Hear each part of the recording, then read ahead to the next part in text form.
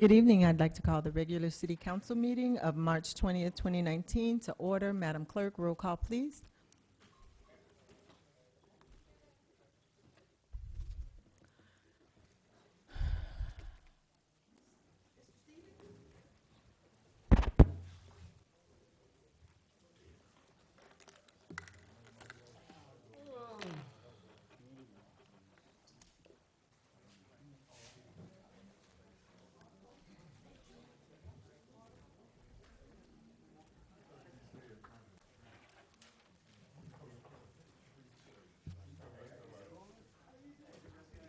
We apologize for the delay. Madam Clerk? Mayor Thomas Masters, Chairperson Tanya Davis Johnson, Here. Chair Pro Tem Lynn Hubbard, Councilperson Kashamba Miller Anderson, Councilperson Julia Botel, Here.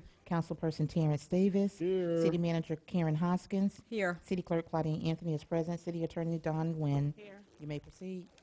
If we could all please stand for a moment of silence, followed by the Pledge of Allegiance, led by Councilman Davis.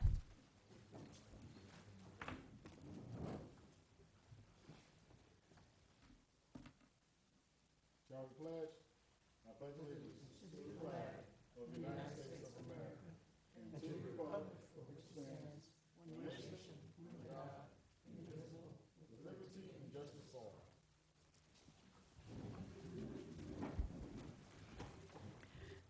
Members of the public shall be given a total of 3 minutes to speak on all items listed on the consent agenda. Any person who would like to speak on consent agenda items, please fill out a public comment card located on the table directly outside of the council chambers and give it to the staff prior to the adoption of the agenda. Madam Manager, do we have any additions, deletions, or substitutions? Yes, Madam Chair, I have the following community benefits on consent additions. Item number 10A, addition, Florida A&M University, $700 from Councilwoman Kashamba Miller Anderson for the college tour. Item number 10B, addition on consent, Palm Beach Lakes Community High School, $700 from Councilwoman Kashamba Miller Anderson for the Grad Bash 2019. Item number 10C, addition on consent, Suits for Seniors Incorporated, $700 from Councilwoman Kashamba Miller Anderson for the Suits for Seniors Block Party. Item number 10D, addition on consent, Freepreneurs Incorporated, $700, Councilwoman Kashamba Miller Anderson for the Field Day. Item number 10E, addition on consent, Suncoast Community High School, $700, Councilwoman Kashamba Miller Anderson for the Speech and Debate Program. Item number 10F, addition on consent, Nelson's Outreach Ministries Incorporated, $700 from Councilwoman Kashamba Miller Anderson for weekly food distribution. And item number 10G, addition, Operation Hope Incorporated, $700 from Councilwoman Kashamba Miller Anderson for after-school education. And I have 3 more community benefit addition items. Item number 10H, West Riviera Elementary School, $500 from Councilwoman Kashamba Miller Anderson for FSA student incentives. Item number 10I, Dr. Mary McLeod Bethune Elementary, $250, Councilwoman Kashamba Miller Anderson for FSA student incentives. And item number 10J, Lincoln Elementary, $250 from Councilwoman Kashamba Miller Anderson for FSA student incentives. That's all I have, Madam Chair. Madam Chair. Councilman Davis, you recognize. Thank you. I have 2 additions. One is on the community benefits. Previously, I spoke with the city manager and the finance director and Parks and Rec.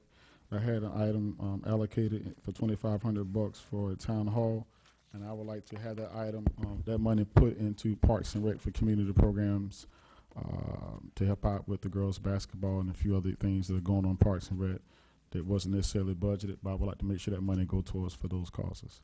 And the value of that is $2,500? It was $2,500. And the last item, under, I would like to add an item called, wrote it down, audit investigations. Audit/investigations under discussions and deliberations.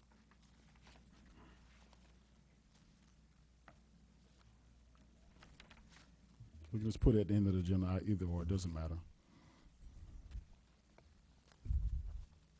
Madam Clerk, does that become item number 13?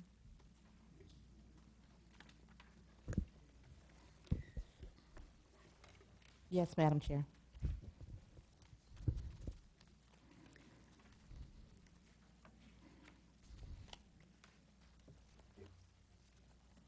Madam Chair, Councilwoman Botel, you recognize. under my items for community benefits, I want to make it clear that my GSNU Outreach Ministries is for their collaboration with the Easter Party for the children at Stony Brook. You're talking about item number 10? Yes. Did you pick that up for the record, Madam Clerk?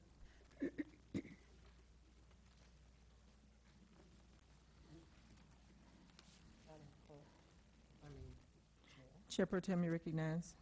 I want to point out that on last week, when I made community benefit organization donuts to AIDS, hunger, and education, when it was because there were so many, it was led to believe that they were too close to elections. What one had to do with the other, AIDS still exists and hunger still exists. I hadn't figured that part out, but while Jay's ministry does a great work in this community and always have, that too can be deemed as political right now, being that it's so close to the election and the councilwoman's collaboration with the candidate that is running. So I just want to point out how asinine the correlation is when it was pointed out for hunger, AIDS, and education, and now a collaboration for an Easter party. I just wanted to make sure that we can see how asinine that correlation is. So let that be on the record. Thank you. Thank you. Any disclosures by the council? Motion to adopt the agenda as So moved. revised. Second. Madam Clerk.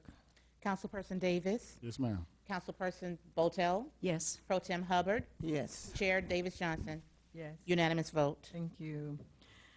All matters listed under this item are considered to be routine, and action will be taken by one motion. There will be no separate discussion of these items unless a councilperson so requests, in which event the item will be removed from the general order of business and considered in its normal sequence on the agenda. Are there any items from the agenda to be pulled at this time? Hearing none.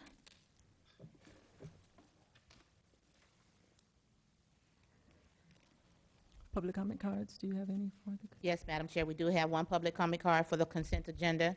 The acceptance of public comment cards for the consent agenda is now closed. Madam Okay. Chair, we do need a motion. I am aware. Thank Okay. you. Is there a motion?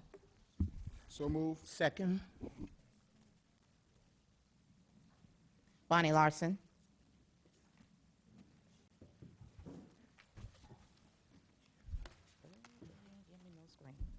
Go on.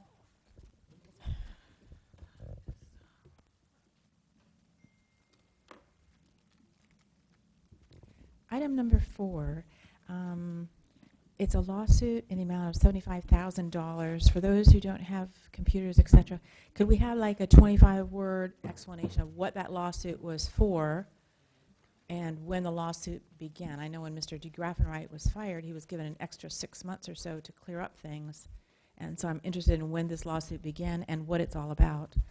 Also, number 5, that seems like that needs a discussion. It's project number so-and-so, Public Works, and it says to include addressing water intrusion, operational remediation, master planning services, executing city manager to execute a work order, to approve change orders up to 10%. I've said this before, and I'm going to say it again. The way I read this, each change order can be 10%. It should have better wording in there so that you know that the total of the work or of the change orders submitted, the total of those change orders is no more than 10%. The way this is worded, I've said it before, every change order can be up to 10%. So that needs to be changed. So thank you.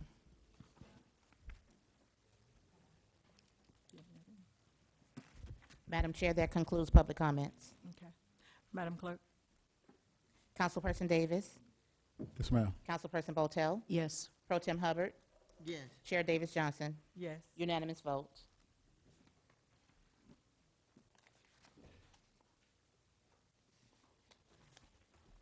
Any person who would like to speak on an agenda item, please fill out a public comment card and give it to the staff prior to the item being presented to City Council for discussion. Members of the public will be given 3 minutes to speak on each regular agenda item. In no event will anyone be allowed to submit a comment card and speak on an agenda item after the resolution is read or item is considered. Public comments shall begin at 7:30 p.m. unless there is no further business of the City Council, which in that event, it shall begin sooner. In addition, if an item is being considered at 7:30 p.m., then comments from the public shall begin immediately after the item has been concluded. Any person who would like to speak during public comments, please fill out a public comment card located on the table directly outside of the council chambers and give it to the staff before the public comment section is announced.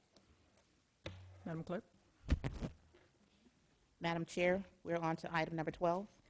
City Manager's appointment of Philip Horace Dunn II as Chief Information Officer. Madam Manager? Madam Chair, this item is being presented to you because for the FY 17-18 adopted budget, the City Council approved a new position titled Chief Information Officer. And that position has not been filled since it was created. The position was advertised, and a 5-panel committee was selected to review and narrow the applicants. A total of 21 applicants were mailed an inventory assessment to further evaluate their experience and expertise in information technology. The top 5 candidates from the assessment questionnaire were interviewed by former Fire Chief Reginald Duran, Interim Police Chief Michael Madden, Interim Public Works Director Terrence Bailey, Executive Director of Utilities Willie Horton, Interim IT Manager Justin Williams, and Palm Beach County IS Director Archie Satchel. Lastly, the top 2 candidates were interviewed by the City Manager, resulting in the selection of Mr. Dunn. At this time, Mr. Dunn, the starting salary for the IT Director is $98,000. However, Mr. Dunn has requested a 23% increase over the starting salary. I only have the authority to provide a 10% increase. So that's why this item is before you. He is willing to move within the city within the year as per the city charter, and his proposed start date is April 22nd, 2019. Madam Chair, we have 1 public comment card on this item. The acceptance of public comment cards on this item is now closed. Okay.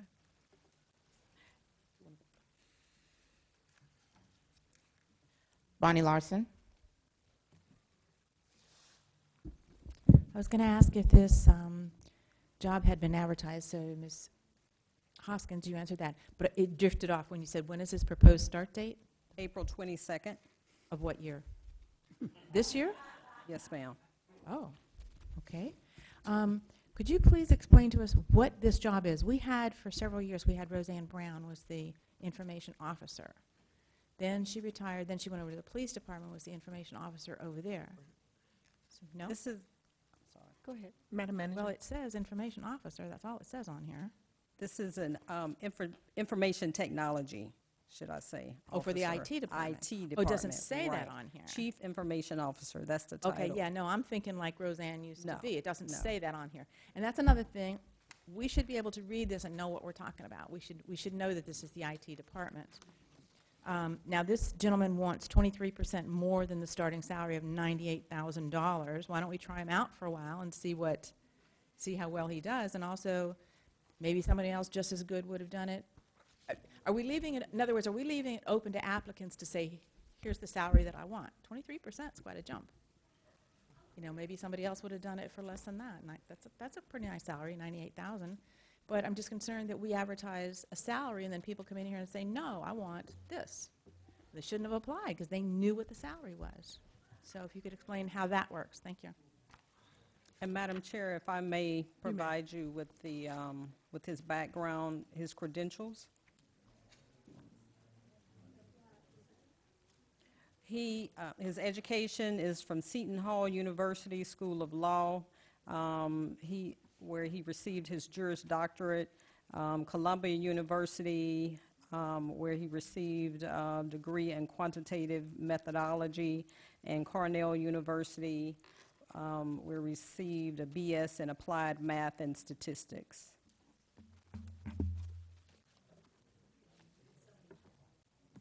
And the background check came back clear. Thank you. Are there any questions from the board? Madam Chair, Councilwoman Botel, you recognize?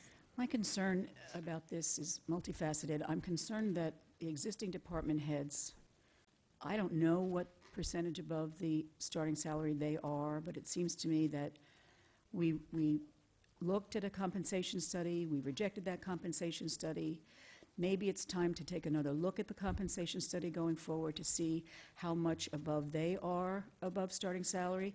It seems to me that it's a slap in the face, if you will, to people who have been here for many, many, many years, if not decades, to say, okay, let's just bring this guy in out of nowhere. I have spoken with Ms. Nguyen and Ms. Hoskins about his background. I agree that it looks exemplary, but that's not the point. We are looking at potentially a budget, a tax increase, which I know we will not stomach as citizens of this city, and we can't afford to hire people, in my estimation, at 23% above the starting salary, no matter how good they look on paper. So I'm just very concerned about what this will do to our budget. I'm concerned about the existing department heads and what this does to their morale, and I'm concerned about the fact that it's 6 days before an election, frankly. And why can't we wait at least until we have a new council on board, until we have an opportunity to take a second look at the candidates and perhaps find somebody? I mean, if there were 2 finalists, maybe this second one is just as good and will come for $98,000. So in my opinion, this is something that we're rushing into, something that will cost us too much money, and that will be detrimental to the morale of the other department heads. Well, Madam I Chair. want to say, I appreciate the comment. As council, we don't interfere with the hiring of individuals. We have historically created opportunities for panels to be created. We brought in folks from the outside to take a look at the individuals. I do believe that we took a look at salaries for cities the size of ours, as well as cities that have the type of traffic that we have in IT. Based on the review that we did do, the backup that I saw, he is currently serving as an IT specialist in Greenwich, Connecticut. And if we have done our due diligence and conducted the background check, and his education and everything did pan out, I don't believe that it's rushing, because the one thing that we all have agreed to from this dais is that we have had a system, an IT system in place that has not been meeting our needs. We have suffered through failed email, access to the internet, access to being able to communicate, and we consistently say that we want to bring in individuals that are of reputable note and that are experts in their fields to be able to take us into the very next level that we desire to go. And, you know, having gone through this process and having a team which included individuals outside of staff does not bring me concern. What does bring me concern is we have consistently lacked a IT system that has been productive. And this is not over just the last 6 months. This has been going on intermittently throughout the years. And so if we have somebody that can come in and identify our weaknesses and provide us with the direction that we need to go in by way of technology, I'm trying to understand why that would be problematic for us.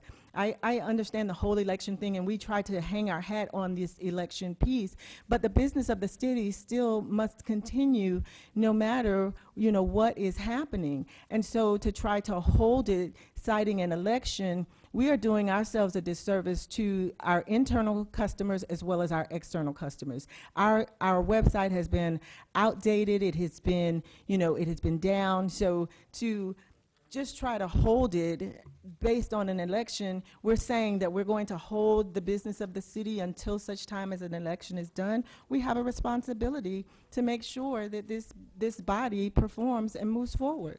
Madam Chair. Councilwoman Miller, Chair Pro Tem, you're recognized. Madam Chair, I won't repeat a lot of what you said, but I agree wholeheartedly. This addition is an add-on that's much needed. We just spent $4 million on a new software system for the city. The city's emails, as the chairwoman pointed out, is continually up and down. We do need someone with this background, with this level, with this experience, not someone who's just done this on paper, but someone that's actually living and breathing and doing this type of work for the city, regardless of the election. It has nothing at all to do with whoever is sitting up here. It's that you have an opportunity, a fair process, I'm going to imagine was done, and that we had a team of people that we trusted to choose this person, and to continue to hold up stuff is ridiculous, and it's why we can't move forward, because we have a handful of people that just want to control and haggle. As we said, we're supposed to be policy makers. The manager went through a process that flushed this out, and now we have what we have. We have a choice to make and a vote to take on this particular item. Madam Chair, Councilwoman Botel, you recognize. I am very well aware that as policymakers, it is not typical for us to weigh in on a hire. However, it is on the agenda this evening because it is not in the manager's purview to give a new employee, a 23% increase. Therefore, it is our purview to make this decision. Now, I will probably be in the minority this evening on this decision.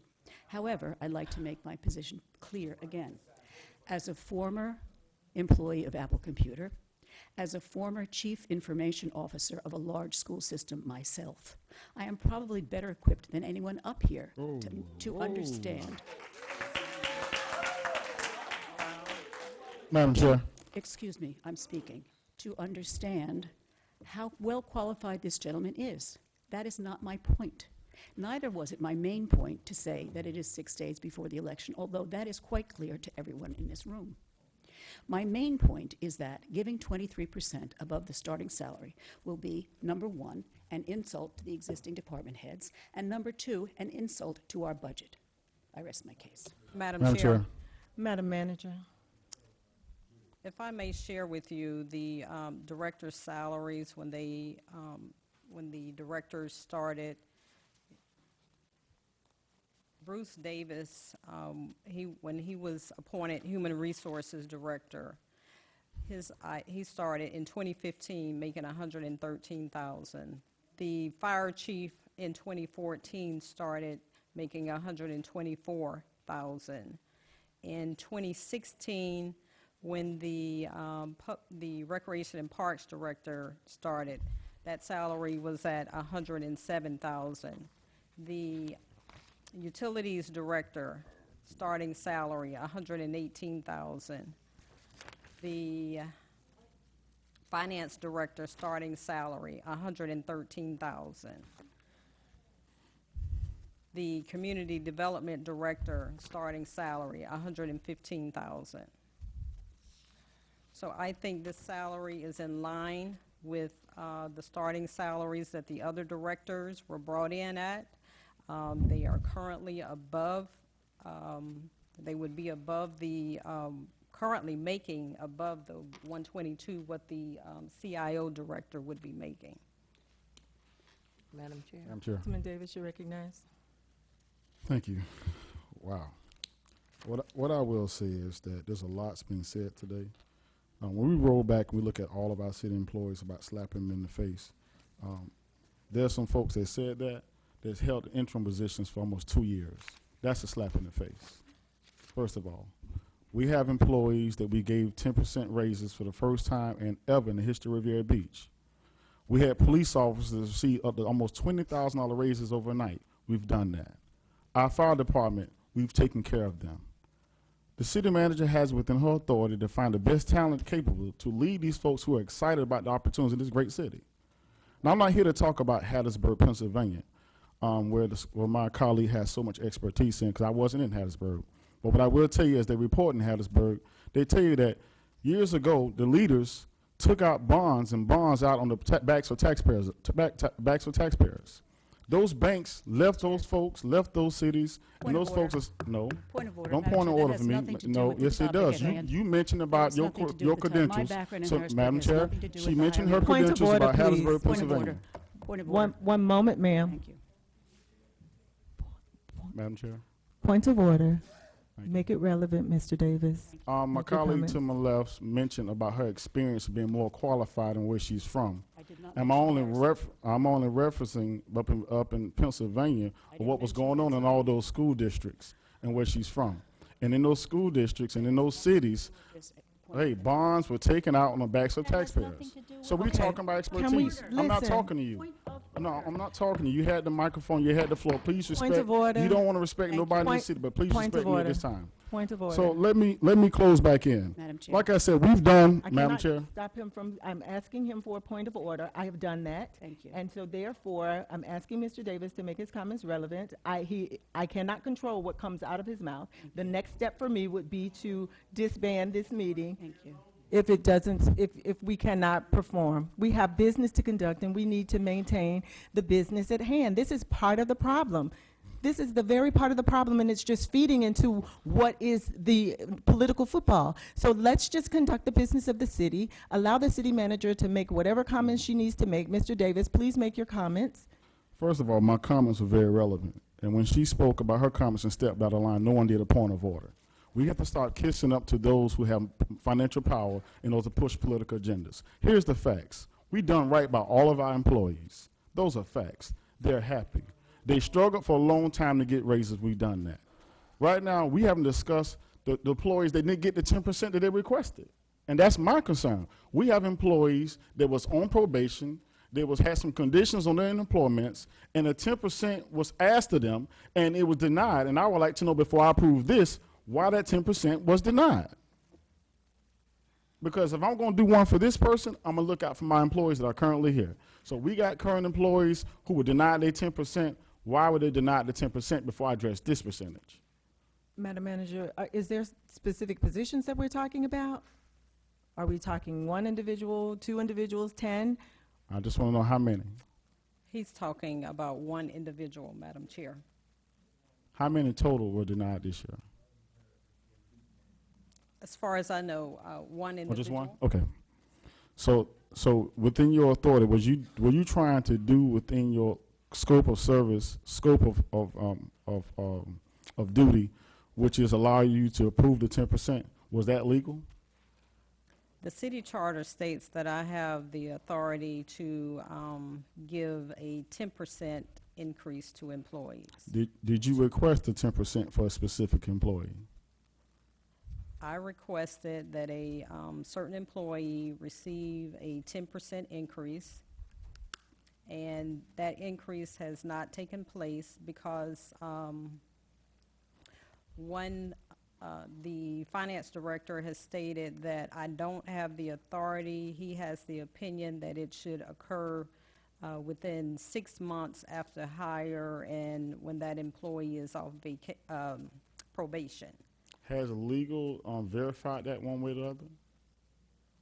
Legal has determined or made an opinion that I do have the authority to give the 10%. Okay, so here's where I'm with that. Cut this short. I want to make sure that that is a decision that is followed through, that you're allowed to do that, and you move forward with that. And also, any retro associated with it needs to be done. But I will be supporting this item, and specifically supporting any employee that is in this city that has been warranted their 10% and has been denied illegally. If it's legal within the law and you feel fit, or any city manager feel fit, to reward an employee for doing what they're supposed to be doing, that should be taking place. When we get to the point where a city manager is under a political pressure of doing, just trying to do the right thing, I have a problem with that. A referendum was just passed about involvement, but now this is happening at the staff level. My only concern is, when does that stop?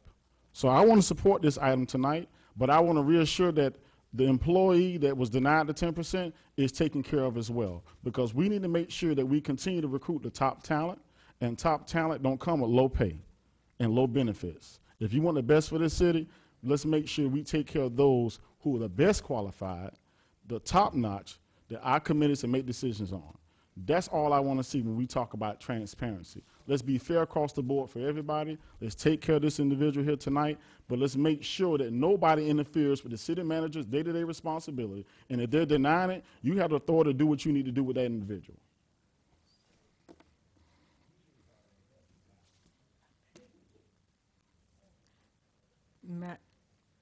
Chair Pro Tem, you're recognized. Madam Chair, I just wanted to make sure that I responded to the councilwoman's comment about being most qualified, about what happens for up here or for the residents of Riviera Beach. I'm quite certain that Councilwoman Botel feels that she knows what's best for all of us here in the city of Riviera Beach, and that's evident by every time and everything that we put something forward that's going to improve the quality of life for the residents. While we know that we all have experienced problems with our technology here, our emails and everything, it's still just always just a contentious situation. So no, I'm certain that you probably are not the most qualified to know about the IT needs of the city of Riviera Beach. So in an effort to move forward with our next items, Madam Chair, can we call the question?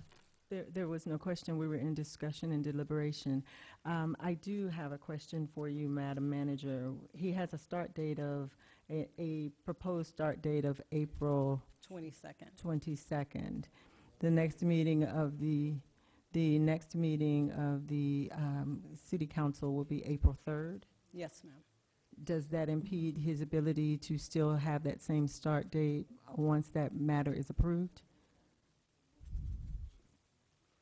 Do we know? I don't think so. Again, he would be moving from Connecticut, so I would have to reach out to him and call. I don't think there would be an issue, though.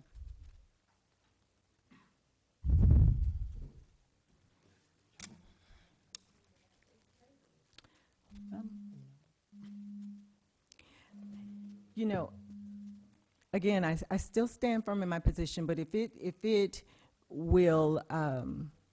pleases this council to postpone or table until April 3rd, then perhaps that would be what we should do in order to ensure that we do get Mr. Dunn, because I believe that based on his experience and the information that's provided, he is a great benefit and will provide to be a value added to this city, which is what we need when we are recruiting the best and the brightest to move forward. And so, you know, and what's difficult right now is everything that we do at this particular moment is being dictated and designated as a political football and a political action, which it should not be. I'm sorry, I'm just, thank you. Of course, point of order, audience, we appreciate it. Point of order, please. So if it is beneficial for us to table this to April 3rd, then that would be the recommendation that I would make. Madam Chair. Chair Pro Tem, you recognize? If the only problem with this is the salary, the increase in the salary, the gentleman, has he already been offered the job and accepted and basically hired, Madam Manager? So, We sent him a condition, letter of employment with the condition that the council approve the salary. If not, then I guess I would have to go back and negotiate with him, or, ask him if he would accept a lower salary. my concern, Madam Manager, Madam Chair, is this. We were already really clear that we were at, that our salaries were quite low and in comparison, and we know that there was a need, Point of order, for audience, please. that there was a need for a salary study to, and salary increases that bore out in the study that we did. We knew at that point that there was, it was so manipulated and the study was so violated, and so that we had to retreat from that study itself. But to lose, we can't, if we do this with every position that we have, every contract that we have. We did it with the CRA situation. We did, every time we hire, nobody is going to want to come here if we can't make a decision and offer the salary and the position that's commensurate. So why are we holding it up? We went through the process. We did our due diligence. Now you got so many jobs to do. And if the community see us handling a position like this, no one's going to want to continually apply for these positions. And no, we're not going to get the leading applicants to put up with this foolishness. Madam Chair. Councilwoman Botel, you recognize? I want to thank you and applaud you for your recent remarks. I think it's very wise of you to consider that we might best postpone this decision. I have a question for the city manager, if I might, rather for the city attorney, if I might. Thank you. Madam Attorney, under Robert's rules, if we were to pass this by a vote of 3-1 or 2-, well, it wouldn't pass if it were 2-2. But in any case, if we were to pass this evening, would a new council be able to rescind it even if members of that new council had not voted in favor of it? Not once the offer was made and accepted. The new council would be bound by, you can't go back and rescind everything that a former council did. Okay. So can a new council reconsider? No, a new council then could neither rescind nor reconsider. They could reconsider. However, what I would advise them at that time is that Mr. Dunn would have Legal some recourse. legal recourse, because of course by that time he would probably have resigned from his former job, made arrangements to move. Right. So there would definitely be some liability on the part of the city. Right. As I stated earlier, given my extensive background in technology, although I don't know everything that's best in every area for the city of Riviera Beach, I do know a little bit about technology, and I'm very impressed with his background. I'm impressed with the fact that you and Ms. Hoskins both told me that the person in charge of technology for all of Palm Beach County, was also very impressed with his background. So I'm not opposed to the hiring of this gentleman. And neither am I feeling that I want to get in the way of the actions of the city manager. It is clearly up to the city manager to do the hiring. My concern, again, is this 23%. And if delaying this gives Ms. Hoskins an opportunity to go back to him and say, council had some issues with the extreme nature, and perhaps, listen, I've lived in New York City, and I have friends who live in Stamford, where he's from, and in Greenwich, where he has been. Anybody here who's from the Northeast knows the cost of living in Stamford and Greenwich. It is not Palm Beach. I mean, it's very, very expensive to live in the Northeast. He might not have any idea the cost of living down here as compared with the Northeast. If we are able to convince him that it's going to cost him a lot less to live down here than up there, he might take less than a 23% increase. I think it's worth asking. So what I'm saying is, if we can delay this long enough for Ms. Hoskins to go back to him and say, would you consider a 20% increase, an 18% increase, something less than this 23%, I think it's worth the wait. Thank you. Madam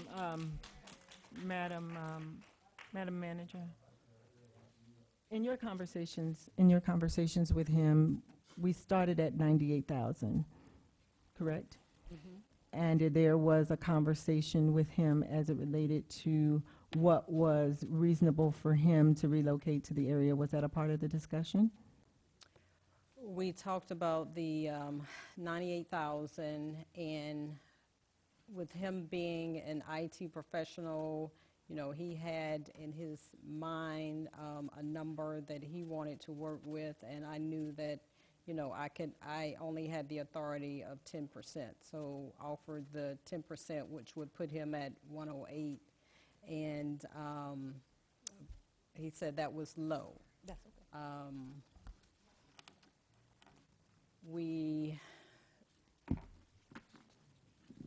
When we didn't really get to the middle, we got to sort of,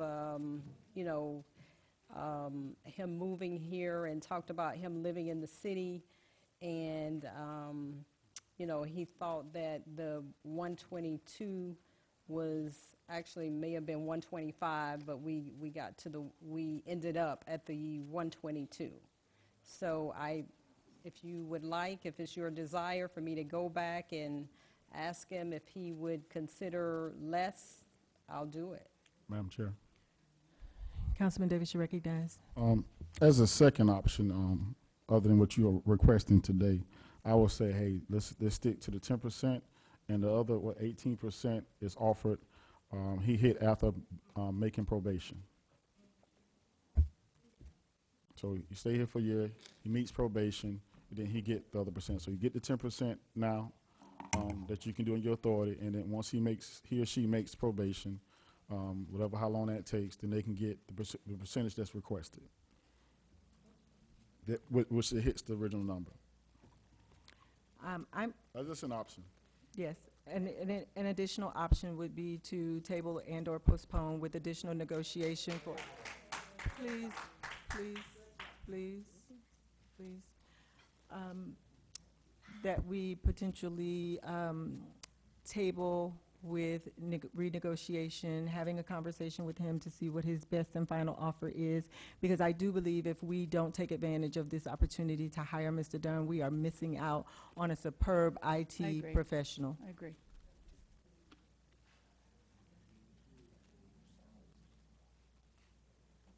And do we know what his existing salary is? Is he taking a severe pay cut to come here? Do we know that? Yes, 179.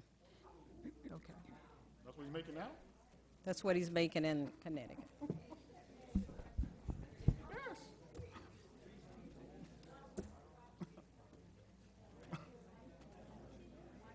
Thank you.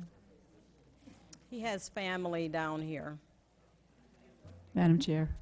It's not our place to ask why. It is, he has applied, he thought it reasonable enough to come here, to work here.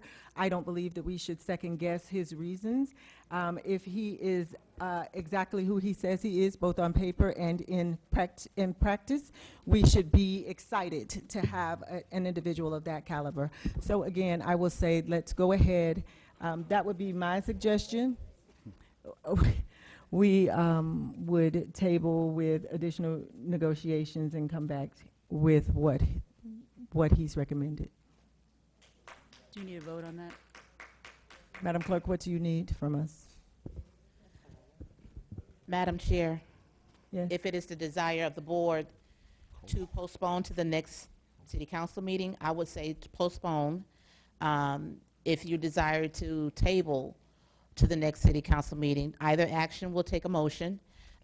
Just know that if it is tabled, come our next city council meeting, it will have to be taken off the table before it can be considered. And postponing, it would automatically be heard at the next meeting. Correct. All righty, so I will make a motion that we postpone. Second. Oh, I'm sorry. Madam Attorney is saying no. You can't make a motion. I'm sorry, someone. I make a please. motion that be postponed. Postpone with additional conversation and negotiation. Exactly. Please adjust your motion, please. Yes, postpone with additional conversation between Ms. Hoskins and the candidate. Madam Chair, is there a time certain on the postponement?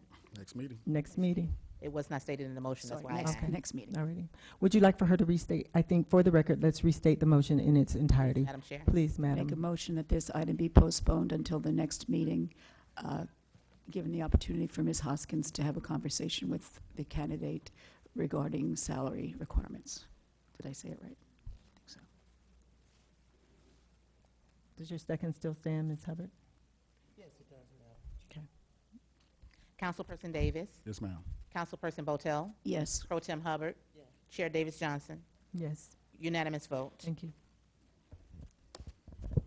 We have an additional item. Yes, Madam Chair, we have item number 13, an item added by Councilperson Davis regarding an audit/investigation that occurred. Thank you. Is Miss Wilder in the room? Please come up to the microphone. Madam Chair, there are no public comment cards on this item. The acceptance of public comment cards on this item is now closed. Thank you. The purpose of this item, to be very clear, I want to speak and take my time on this item. For the last, that's why it's so important that this item is the reason why we need to get someone over IT that's strong, qualified, moral, ethical, and very moving us in the right direction, and to have some real oversight over the IT department. Over the course of the last 3 years, there have been a lot of things happening with emails, text messages, copy machines. Not just it's coming to a head now, though. That's the interesting part.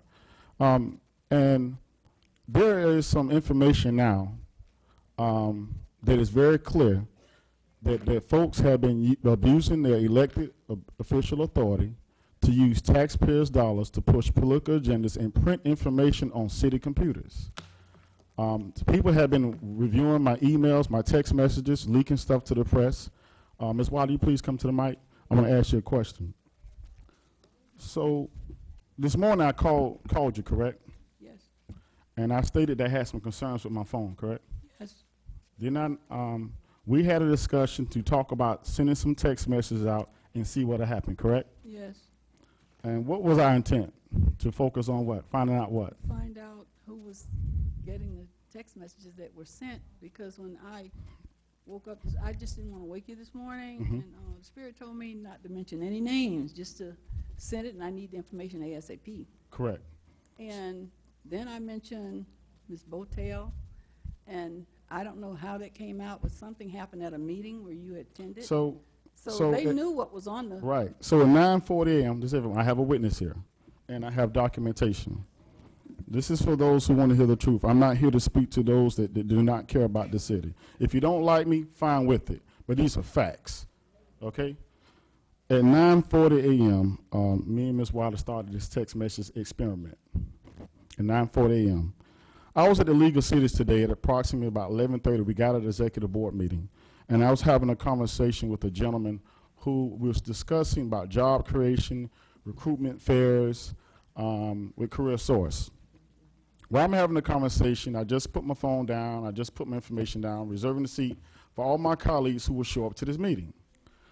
At about 11:30 roughly and change, all of a sudden, one of my colleagues ran over to me, and she stood between me and the gentleman, put her back to me, and started having a conversation with a very disrespectful tone, as if we're not having a conversation. Didn't say excuse me anything. That's fine. So I'm standing there, he's looking crazy, I'm looking crazy, like, what's going on? She then turned around, I put my hand out to shake her hand and said, hey, how you doing? She said, don't shake my hand. You're coming after me tonight. And I've been told that, and you're coming after me. And she yelled and screamed about everything that was in the text message that me and Ms. Wilder was doing an experiment, right, Ms. Wilder? Yes. That's what happened. So we're trying to find out who in IT is leaking information. Oh, my. I have a witness here. Ms. Wilder, tell your background about who you are in the community, what you've been doing. Let's talk about that. No, if you don't like the truth, Mr. Miller, go back to Sing Island. Well, bye. Point of Go back order, to Sing point of Island. order. Go back to Sing Island, Point Mr. of order. Miller. Ms. Wilder, please respect her. She's been actually giving back to this community. She's been in education for over 20 years, serving our community. She didn't just pop up. So respect Ms. Wilder as she speaks to the microphone. You ain't got to respect me, but you're going to respect her. Ms. Wilder, please speak. Well, per this morning, when I text you, I don't know, Spirit told me don't mention anything. I was going to mention names, but I said no. I just ask you for the information as soon as possible, that you could send it to me so I can present it tonight. Because I don't like to hear hearsay.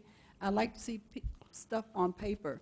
And that was just a setup to see who was reading. Until her name came up, then that's when everything, then he called me and said what she had confronted, that you, Ms. She confronted me. Botel had confronted him after a meeting. No. Yep, in a public meeting. And then after the meeting, that confrontment started at 11:30. The League of Cities finished approximately 1 and change. By 3 o'clock and change, Mr. Miller was sending out a notice to Sing Island saying, we got to come out and protect Botel. He didn't pick up the phone and call me and say, Councilman Davis, is this an issue? Now, what Mr. Miller didn't know, this was an experiment to find out who in IT is leaking our information as misuse of privacy acts and breaking laws. All right? All right? Okay? So, listen, please, sir, please, you've been disrespectful since you've been here. You don't care about Riviera Beach. So I don't listen to you. You know Point about of it. order. Point of So, Mr. Ms. Mr. Wilder, Davis, one moment, I'm please. close. Okay, go ahead. One moment, please. Please, point of order. We need to get through this meeting. I'm almost Mr. done, Davis. Madam Chair. I'm almost done. Thank you. Thank you so much. So, it's very difficult for folks to deal with the truth. And I'm cool with that. But I got a lot of respect for Ms. Wilder, and she understands the things I've been doing in this community, how I feel about this city. But in IT, there was a turmoil corruption flyer printed and created in a city legislative office in this council chambers, which is against the law. It was printed and handed out at a debate on a Thursday night at the Riviera Beach Marina, which is against the law.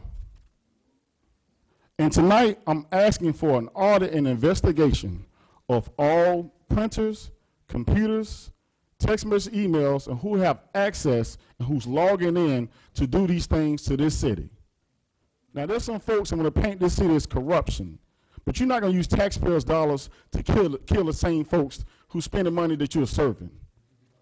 So this item today, and I want to say thank you, Ms. Wilder, for having the courage to participate in this exercise, and that's what we was doing. We was doing the exercise, and I needed you here as a witness about this exercise. Riviera Beach, you are a wonderful city. We've been through a lot over the last 2-3 years. And anybody who's not for it, you try to get them to make it better. You try not to get upset with them. It's difficult. But you try to find a way to make this city better. Ms. Wilder has been doing everything she can to make this city better, and many others in the audience I see tonight. But I want an audit investigation on access to our text messages, emails, and printers of all information associated with the corruption flyer that's circulating in our city with these big banners and posters all over the city. And this was spent on taxpayers' dollars, which is against the law. And I want that audit done. And that's what this item is about. And when that audit is done, I want you, the taxpayers, to hold that person accountable. Or people, 'cause it might be more than one, it may be plural. So hold that person accountable. So Madam we're going to Chair. deal based on the documentation, data document, I hate to say it, but Bruce Guy always say data documents and evidence, and I said I never said it. But that's what we're going to do today. So I'm asking my colleagues, if we all talk about transparency and how we're doing great for the city, we all will support an audit and an investigation on who has access to text messages, who has access and who's printing out political information on city computers, if they're elected or not, how much they're doing, and let's make sure it's brought forefront to the taxpayers. That's all. Are there any comments to the request for the audit? Always a good idea. Our internal auditor, are you involved in these types of audits and reviews? Independent. Okay. So would that be something that you would look into internally before we send it out? I'll have to go over this tape again to find out and determine the scope. I'm sorry, come on to the mic, Mr. Auditor. Here we go. Rob Blanchard, Internal Auditor. Good evening, everyone. Good evening, sir. Thank you. I'll have to re-listen to the comments made by Councilman Davis, determine if I have the expertise to do the scope of this audit. If not, then we'll have to bring outside expertise in. Madam Chair. Excuse me, Madam Chair. Can we allow the gentleman to finish his comments, please? I only Please, wanted to make my please. phone available, What? with my phones. When do we stop? Whenever he stops. When do we stop?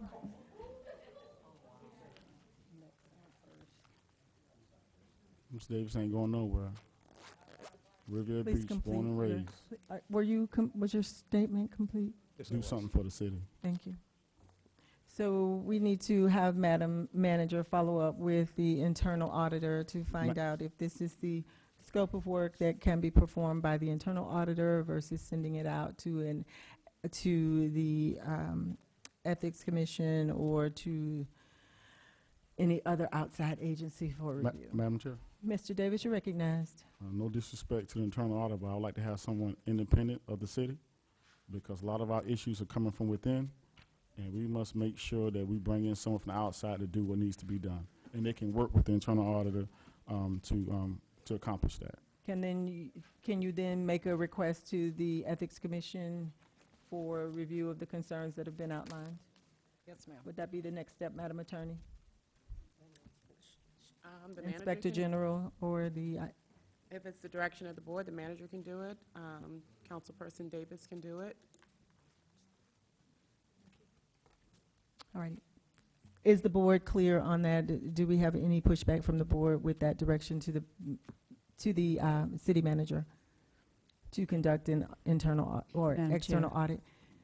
Madam Chair, Councilwoman Botel, you recognize. I'm happy to give the city manager every bit of cooperation she needs in that endeavor because I have absolutely nothing to hide from any audit or any inspector general. Thank you. I could say the very same thing. Good. Thank you. Alrighty, alrighty. So that is the direction. Thank you.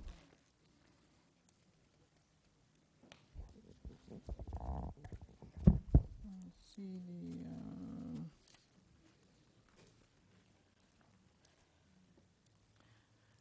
it is 7 o'clock.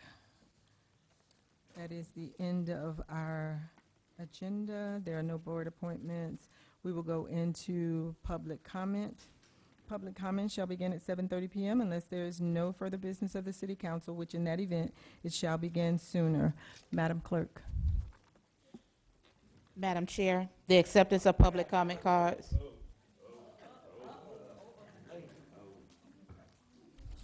Madam Chair, the acceptance of public comment cards at this time for this particular section of the agenda is now closed. Lloyd Brown, Bonnie Larson, Wilbur Veazey.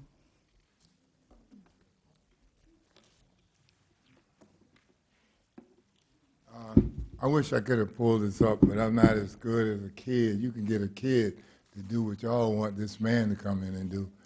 But anyway, all I gotta say is, I found out that we removed, or have we removed liens on properties around here, and I'm wondering if were those properties by homeowners who live there, or were those properties by slumlords who own those properties?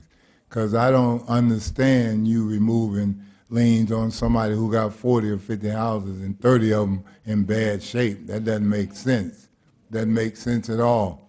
And then you want to vote on things, like I told you before, you want to vote on things, and you got temps in here. Everybody's a temporary person. I mean, whoever you're going to hire, you got a temp putting them in that come from some other department. I mean, when you go sailing on a boat, a cruise, would you rather for the cook to be the one up there steering the boat and directing the ship people? No. You want a qualified individual. And I mean, y'all spending money left and right. And then, you know, National Geographic told me, Mr. Davis, you're not in here, they found your phone in the Atlantic Ocean. You know what? They found a submarine out there, and it was in the torpedo tube. So, you know, you can get it back if you want it. Just call National Geographic. And I know you left out of here when you heard them call my name, because for one thing, I really don't care nothing about what you're saying. I don't care anything about you. I don't want to know nothing about you. And I'll be glad when you get out of here, you and your other colleagues. And then, you know, Hubbard, you said like so much houses, so many houses in Riviera Beach were rental. So how could you take the liens off of most of those? And then you got some people who can't afford to do things. These people get $1,500 maybe a month, and you tell me they can't make sure these houses are up to par, but you're gonna take the liens off them. And you know why? Because on TV some months ago, they had this thing to come on about they selling houses in West Palm, and all these people came down and they were buying these houses, and they were putting like just enough into these houses so that they can rent them. And I mean, and if you took the liens off the man who got your name on his bus, then I think that's a conflict of interest, and I think you getting some kind of payback or something. You getting something out of the deal. You just ain't doing it because you just made it like, oh, we're gonna take the liens off. Oh no, this man can't sell that property if it has a lien on it, and you know that. And so why would you take liens off of these houses where they're renting to these people? You can go around right now. Rooming houses, those people pay a lot to live in the rooming houses. You ever look at those rooming houses? But they're rentals. And you giving them the opportunity the same as you giving the people in the houses who own houses and live in them. And that's Madam not Chair, right. before she And comes- they should be out of here Before she like come, you I should have be. to. Madam Chair, if you would indulge me, I would truly appreciate it. Thank you so much. Madam, no. Sound like I ain't leaving this time, so I'm gonna stay up here and wait for you to say what you got to say. Madam Chair, you know, people expect some of us to come up here and put on a show and to clap and dance and May I to. stop you for one moment? Let me, for the record, the mayor is on the dais. Are we finna go back and forth? Are we finna go back and forth? No, there should not be any going back and forth. Let's conduct the business. I'm just saying it's a conflict of interest, and I don't want to leave if she's gonna talk about me before I go out the door, because I will come back in. And I don't have a You know problem that with now. that. Well, then I don't say don't- nothing about me, because all I'm saying is a conflict of interest. You got your name on the man bus. Excuse me. You done took the rent, No, the liens off all these properties, and he owned most of them, and now you on his bus. Points of Madam. order. Michael Veazey. No, excuse me. The Madam Chair gave me an opportunity to rebut some of those things. Number one, this board voted to remove liens off of homesteaded property occupied by residents, giving them an opportunity to pull the equity in their homes to make repairs and do things of that nature. Yes, there is a lot of property in this city that was had by investors.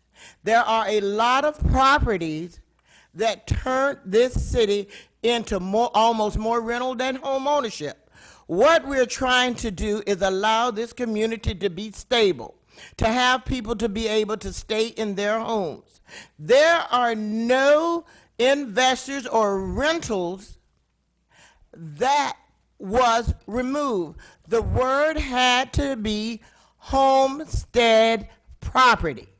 So to come up here, I think that is quite disingenuous to deliberately, and I believe Mr. Brown knows that it is for homesteaded property.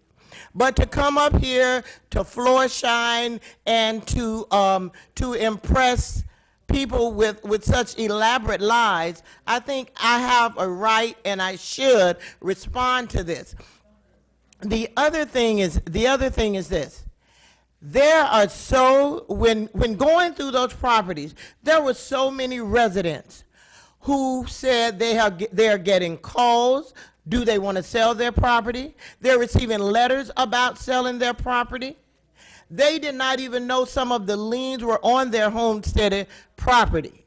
So let me tell you, it is a mass effort to accumulate as much land that belongs to the residents of Riviera Beach as possible. And I think that it is incumbent, and I think it was best for us to do just what we did. Give the residents an opportunity to stay in their homes. No, the effort wasn't for landlords. The effort was for our residents of Riviera Beach, some of whom went through the downfall when the housing market took a plunge as well. So the value of the property decreased at that time. So no, it was not for investors and landlords. It was for our residents who deserved an effort to be able to stay in their homes and make repairs or pull the equity out to do the things that they needed to do. So no, I was not going to sit here and let that go unexplained. Madam Chair, I appreciate the opportunity to respond to that. Madam Clerk. Michael Veazey, Shirley Lanier, Corey Blackwell.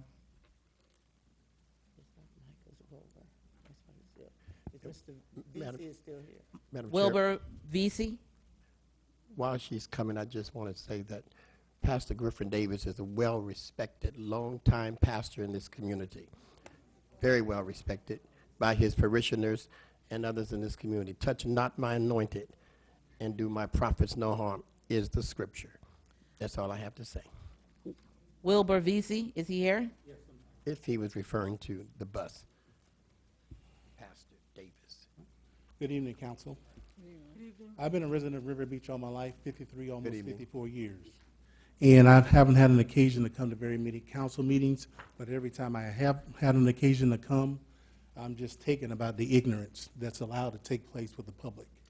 I've been around the country. I've served my country for 25 years. I'm a retired military veteran. I'm also a retired Palm Beach County Sheriff's Deputy. I had the opportunity to attend Palm Beach Atlantic, where I received my degree a couple of years ago. I'm just, like I said, I'm taken when I come here and see a public display and grandstanding. Everybody has an opinion. Everybody has an opportunity to select or like what candidates they like.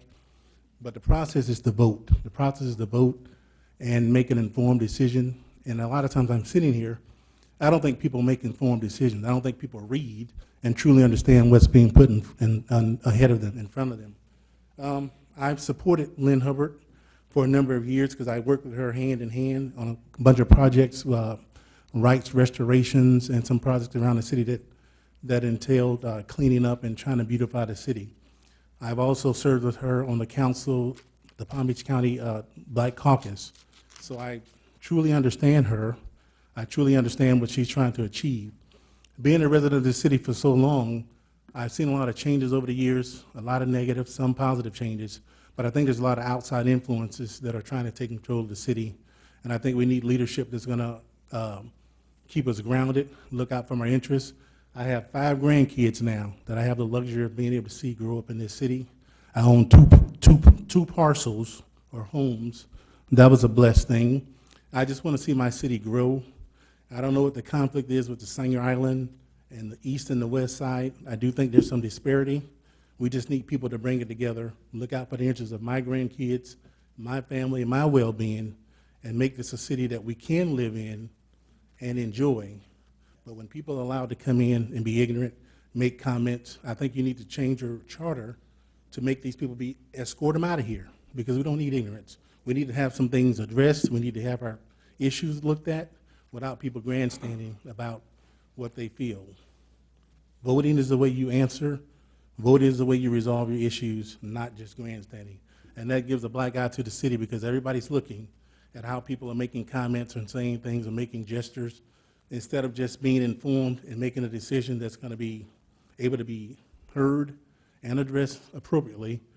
And, hopefully next Tuesday, hopefully same people that are grandstanding will go out and make their vote count, and then they can say, okay, what I did was right, I made a decision, then you live with it, and allow these meetings to go on without all the disruption. Thank you. Shirley Lanier, Corey Blackwell, Charlotte Darville. Hi, my name is Shirley Lanier. I'm a candidate for District 3. I just wanted to thank the voters of the city of Riviera Beach for voting for me and for placing me in the position of being in a runoff. I also want to make sure I emphasize the fact that March the 26th, which is this Tuesday, if people are disenchanted with how the city is being run, if they have any issues about how the city is doing and how it's faring, how it's viewed, what the image of the city is, that they need to come out and vote, and they need to research the candidates. They need to be able to research people's record and find out how they have voted, find out how they have fared in terms of what's best for this city. I think that the residents of this city are not dumb. I think there are smart people here. I think there are people who understand what is to be gained by voting on Tuesday. And I think the city of Riviera Beach residents know what's on the table here. They know that they don't want any more of this infighting. They don't want any more corruption. They don't want any more mismanagement. They don't want any more of us being and appearing to the public and for the rest of the county to look at us to say, what is it that they have going on there? What is it that the city can't get themselves together? How is it that they cannot govern themselves? How is it that we sit here and fight meeting after meeting after meeting? Nothing is accomplished. Nothing happens here. So we want to be able to move this city forward, to be able to make sure that the people who are living in this city, who are paying their taxes, are able to understand and see where their money is going, to be able to have good drinking water, to be able to have schools in this city that we can be proud of. And I just want to make sure and want to tell the residents of this city to come out and vote, to make your voice heard. You can vote for whoever you want to, but make your voice heard and come out and let people know that we are not a city that is going to stay in turmoil, that we're not a city that's going to continue to just, keep up the foolishness and keep up how we do business. People don't want to do business with us because of how we do business with ourselves. So I'm asking the residents, I'm pleading with you to come out and vote for the candidate of your choice. Research those candidates. Know who you're voting for. Know what you're getting. And I'm hoping that you don't want more of the same. Thank you. Corey Blackwell, Charlotte Darville, Madeline Irving. Good evening, Council. Corey Blackwell, candidate for Riviera Beach City Council District 5. I am not going to be too redundant. Both of the previous speakers have said it all. The theme right now is vote. We want everyone to come out and exercise their constitutional right and be a part of the process and vote.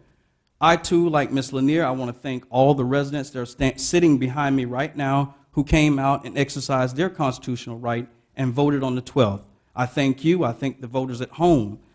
I was privy to watch a Facebook post by Ms. Marvelous Washington yesterday, and she was very passionate and adamant about the voters coming back out to vote, executing their constitutional right as well. I would be very remiss if I did not disclose what is going on before us today. Ladies and gentlemen, we have one candidate out of 19 candidates that have presented themselves as voters of Palm Beach County, as electorate of Riviera Beach, and said they want to represent our city. I want to tell you that my opponent has never voted in Riviera Beach. My opponent has never voted in a municipal election. His voting record is right here before me. Ladies and gentlemen, like Ms. Lanier said, we need to vet our candidates. We need to know who's going to represent our city. I'm here tonight to tell you, Corey Blackwell has voted faithfully since 1989. This is my voting record. I am asking for the voters to come back out again. Vote for me, Corey Blackwell, for Riviera Beach City Council District 5. But as Ms. Lanier said, please vet each candidate, know what we stand for, know what we can do for the city council, and let's get to work. Thank you. Charlotte Darville, Madeline Irving, Elgin Mason.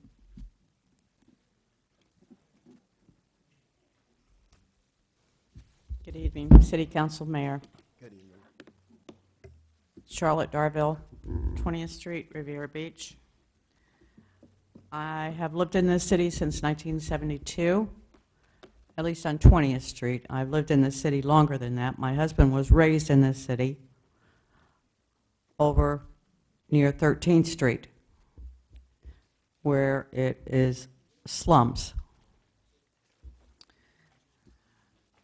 Okay, it's very nice to see that our water meters are being changed out. I spoke to a gentleman last week that was working on ours, very nice man. Said their company was from Georgia. And it is nice to see something has been done on our street. Our street from 20th Street to Avenue H to US 1 is just loaded with cracks in it. Who knows what's underlying under that pavement? That needs to be looked at. The street needs to be repaved. The sidewalks.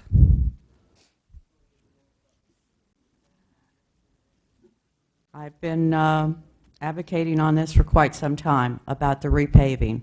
But with all those cracks, something needs to be checked out to see what's going on underneath that pavement. It's nice to see across Blue Heron Boulevard, over by the school, it looks very nice down through there, what they've done. The citizens need to come back out on March the 26th and vote.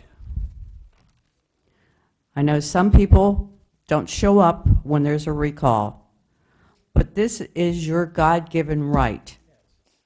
You should exercise that right that you have and come back out and make your votes count. Thank you. Madeline Irving, Elgin Mason, Willie Lewis.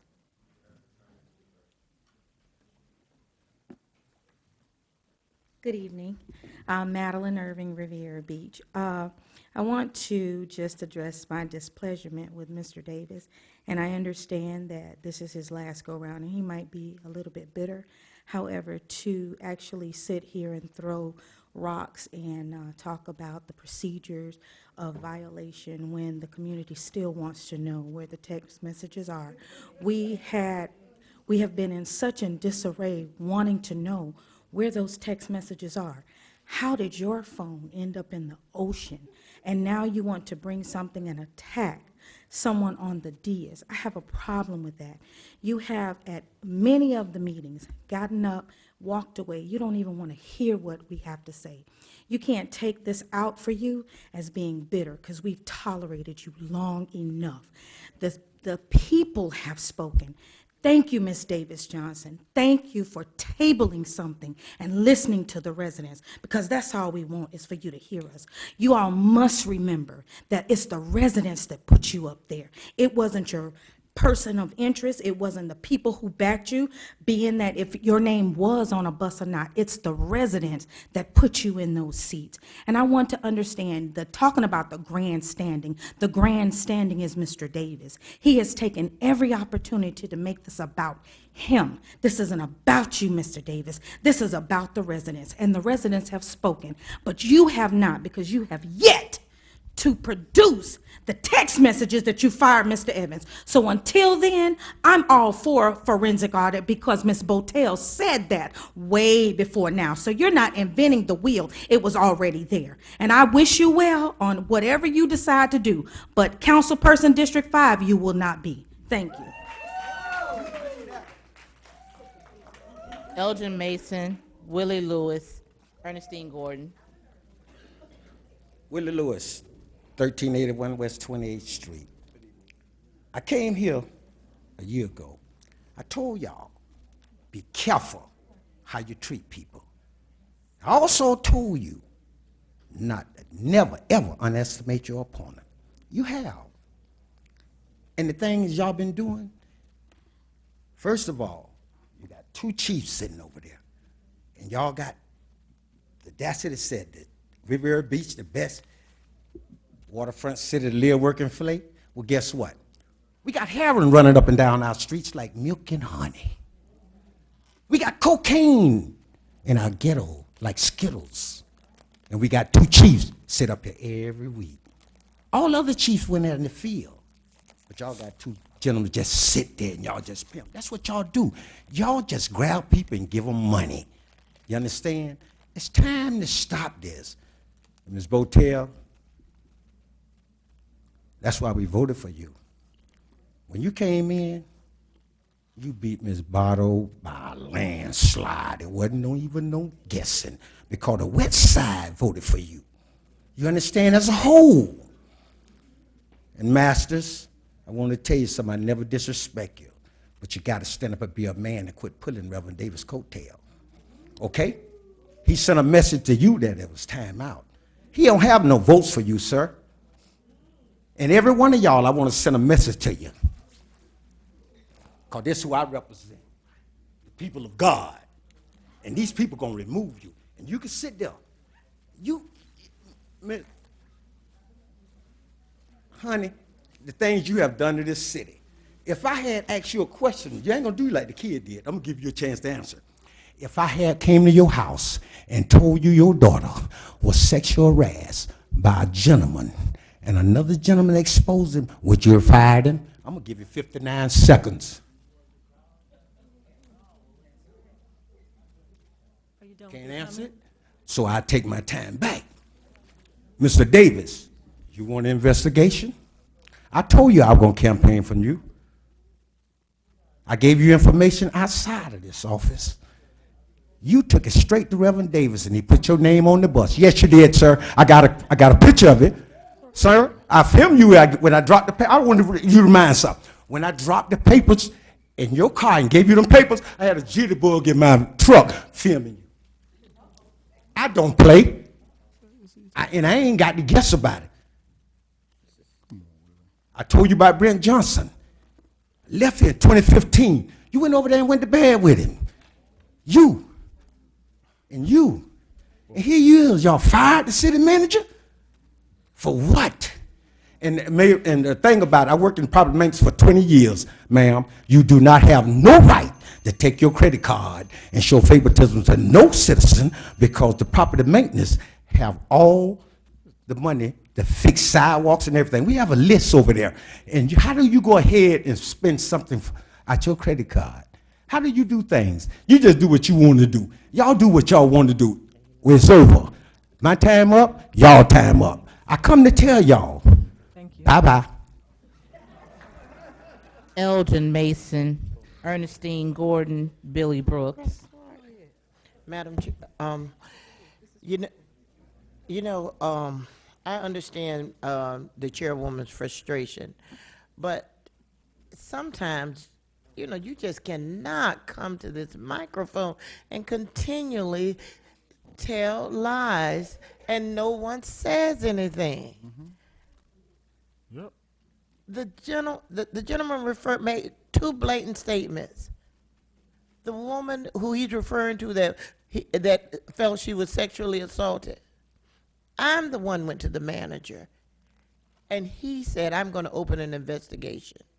He opened the investigation, called me back, told me what the results were. Subsequently, one person resigned and another person was fired. But to say that I did nothing, and to try to lead the public to believe that, I think is just quite disingenuous. Because even Mr. Evans himself told you that I brought that to him. He said, have the woman come see me. She did. He opened the investigation. He then called me in to tell me what he had found. And then he took the necessary steps to handle it. A person was fired and a person ultimately resigned. So to come and say that, to attack someone's character as if I would not stand up for the women in this city, as in the workplace, I think that's wrong. And no, I should not let that go unresponded to. And as far as the credit card to do some work, where? What are you referring to? What are you pointing to? What are you talking about? To throw things out there in the atmosphere, no one not knowing, and some people just want something to grab onto. I have no idea what this gentleman is referring to in that respect. A credit card to do some public works activities? I mean, that's more than absurd and ridiculous. Madam Chair, thank you for tolerating and giving me an opportunity to respond, ma'am. Madam Clerk. Elgin Mason.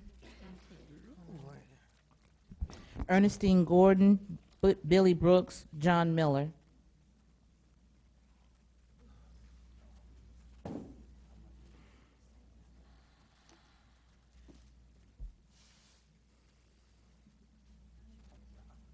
Ernestine Gordon, Billy Brooks, John Miller.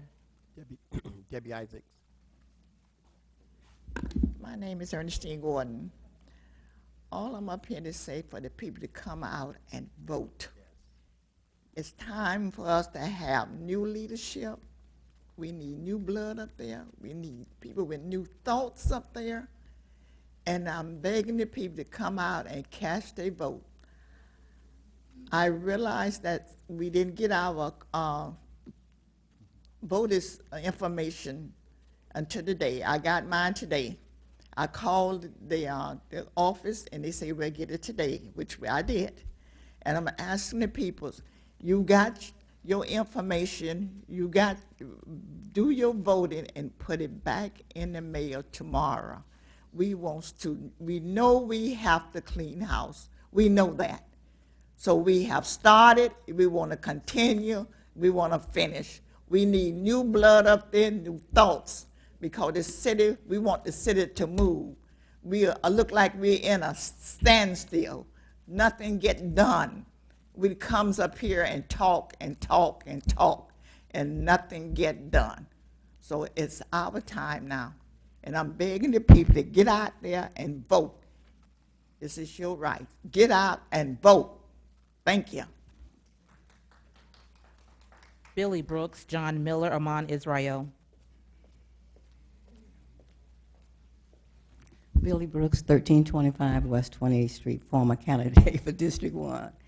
I am just so grateful to all the voters who got out and supported our charter revisions. That was a very, yes. It is showing to the people that we really want a government that is responsible and accountable. Now we need to go back on the 26th. And there's another very important issue, and that is the rehiring of Jonathan Evans. And so we want him to come back on a 5-0 council vote, 5 in favor of him. So that means we really must look at the candidates who are supporting his rehiring and those who are supporting his rehiring. Let's please cast our vote so that we can get now someone in charge to really manage our city.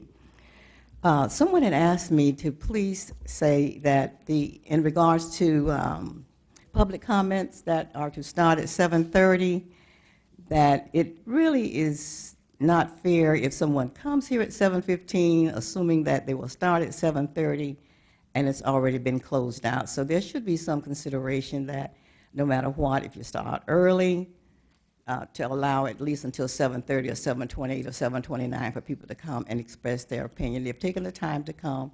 Some are complaining that with the weather, things were delayed, so let's do that. Now, last but not least is that everyone who is up for re-election, you have to consider yourself lame duck. So why are motions being made about business by persons who are lame duck and won't be sitting on the dais again anyway? Thank you. John Miller, Amon Israel, Doretta Polk. John Miller, 1290 Manor Drive. I'm not here to bash anybody. I'm not here right now to disrespect anyone, period. My name was used, and guess what? Guilty as charged. I heard, and of course we didn't hear the other side of the story from Ms. Botel, of what happened in the conversation. We heard one side. I heard that she was verbally abused and that it would happen again tonight. Yes, I took my First Amendment rights, didn't say anyone, didn't mention names. I asked the people that Julie represents to come here tonight just in case. What's wrong with that? Does anybody see anything wrong with that? So, guilty as charged, here I am. Now, I heard a few other things. Well, first of all, yes, come out and vote. Everybody come out and vote. And then I hear, yeah, there's some things, well, look at all the people that voted on Singer Island. Let me say one thing to you. What happened over a year ago, and then it was confirmed with a 79 to 21% vote, putting Julie Patel in, is that it woke up the other side of the bridge, meaning getting rid of Jonathan Evans. Listen, you had the right to do that. And we had the right to get Pardo, who was the third and deciding vote, out. And that's what it's about, and that's why the people on Singer Island would like to move the city forward, period. Not against anyone, just do your vote and get out and vote. Vote for who you think you want in there. You got everything that you want. It's all in front of you.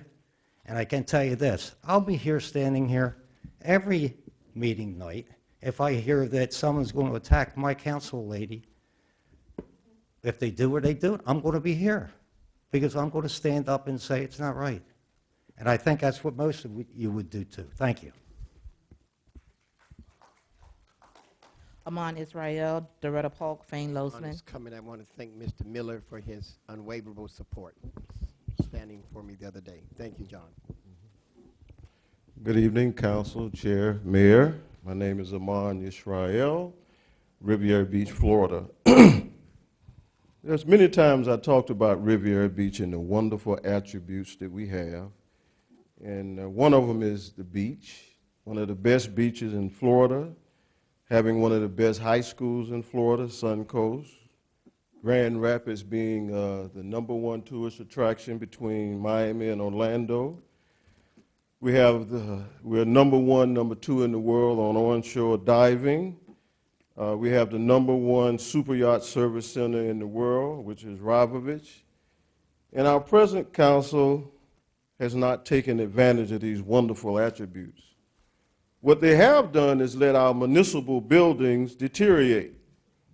City Hall mold, fire department mold, police department mold, water department falling apart as we speak. $70 million was borrowed on our water department, and it wasn't spent on the water department. Borrowed $70 million. The police and the fire department are two departments that serve and protect our city. It's not good when you don't at least protect them. It's imperative that we make the changes on March 26th to move our city forward.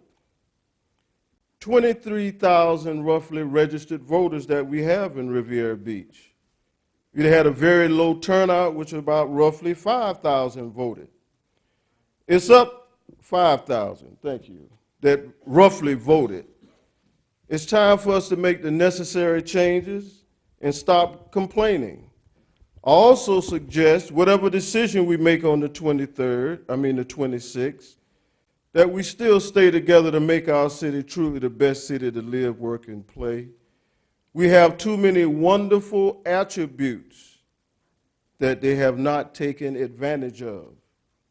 Other cities would love to have the attributes that Riviera Beach have. In terms of mayor, I'm still supporting Ronnie Felder, who will be the next mayor of Riviera Beach. Thank you. Doretta Polk, Fane Lozman, Steve White. But he supported me 2 years ago, 3 years ago. No, I don't understand this. Go ahead. Good evening. My name is Doretta Park. It's imperative that every citizen of Riviera Beach come out and make your vote known. We do need a change. We do need a change in Riviera Beach. The firing of Jonathan Evans will always be there in the minds and the hearts of the citizens. This was a hurtful thing that was done to him to cause his livelihood to be shortened until he got employment. It was wrong. It was wrong then when you all did it, and it's still wrong today. And the citizens of Riviera Beach will never forget that. And this will be your legacy, unfortunately. This will be your legacy. And Ms. Hubbard, you was stating about you want to talk about what certain people came up and stated. And this young man who talked for you, which is, hey, this is the American way, this is democracy. But I wonder, because it's always in the back of my mind, because how you treated the newscaster, Ms. Wanda Moore, outside the citizen. So yes, and what you said, it was right on film. Just go back, yes, Ms. Hubbard. It was surprising, because you are a female. We can't treat each other like that. Just go back to the news. I'm sure it's right in the archives, because it was shown on TV. And have you given her an apology of what you said? You were in your car, and she was asking you questions, and you were driving off. It was just shameful. And it's women to women. We don't talk like that. And I was just wondering, since you want to elaborate on different things, have you given her an apology for what you said? Maybe now you don't remember, but I think a lot of people remember. You do? Well, I would just like you to, answer, have you apologized to her? Don't leave. If however this comes out, don't leave like that. However it comes out. Because we all have done things that we are ashamed of, or this, that, and the other. Clear this up. That's all I ask you to do. What I would want to do if I have made a mistake. And that's all. Remember, everyone, March 26th, it's an imperative for everyone to come out and vote. I thank you. Fane Lozman, Steve White, Margaret Shepherd.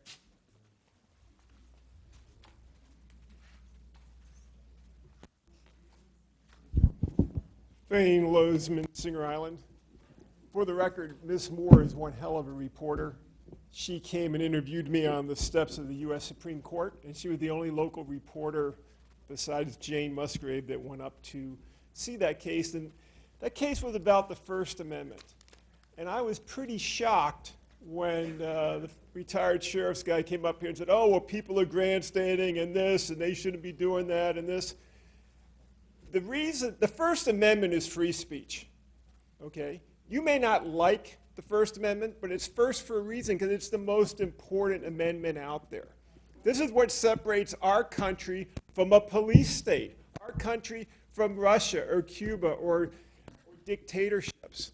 So if people want to come up here and make their comments, they can. And the whole idea, my relationship with the police in this city has been disgusting. When I used to walk my dog, 15 times the police would come and harass me. Okay? The police falsely arrested me a couple times. I don't have any confidence in police, period, because I think they're easily intimidated by politicians. Like Liz Wade told the guy to arrest me and drag me out. There really needs to be a separation between police and elected officials. I don't feel comfortable having a former police officer, a former sheriff's officer, as an elected official. I don't know a lot about Mr. Blackwell, but what I do know is he's a retired sheriff's officer. I have a problem with that. Okay? I don't feel comfortable with him being a council member. I don't know anything else about him, but I don't need to know anything else about him. He's a retired sheriff's officer. I don't have a comfort factor because my experience with law enforcement in this city has been horrific. And if he gets up there, I don't know what's going to go on because the person that was supporting him said people are grandstanding. That really worries me, number one. The other thing about Mr. Blackwell is why is Singer Island backing Mr. Blackwell like crazy? What is that all about? Anybody that's going to stand up from Singer Island and back Mr. Blackwell, that gives me great concern. What kind of commitments did Mr. Blackwell make to Singer Island? So, you know, Mr. Blackwell, you're retired, you should stay retired, but becoming elected official, I have a problem with that. I've talked extensively about how Miss Tanya Davis Johnson used the police to harass me when I make public comments. It's time for you to go. And we've talked about that before. You're not qualified to be an elected official. Not only that, you're a county employee. You shouldn't even be an elected official in Riviera Beach. You know, the time is now to look forward, as everybody said, but it's also important to look back and see what has gone on in the past.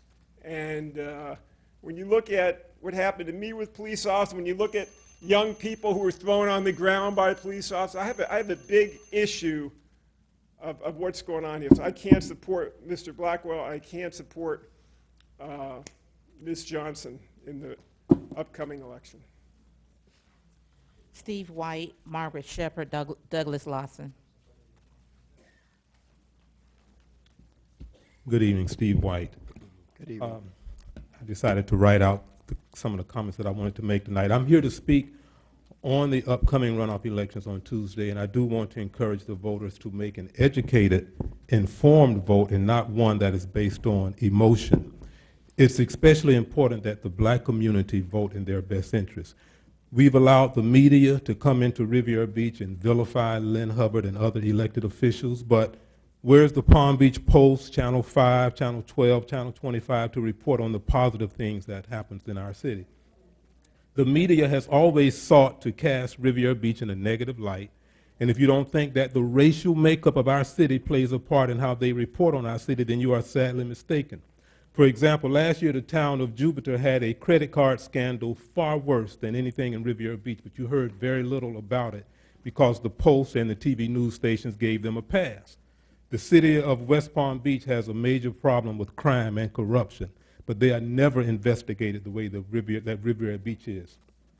Another example, there's a 5-story building height limit in West Palm Beach.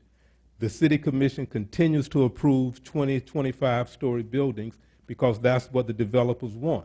So why isn't the media investigating to find out why the developers keep getting everything they want despite the height limits? Yet the same media implies that Ms. Hubbard is corrupt with absolutely no proof.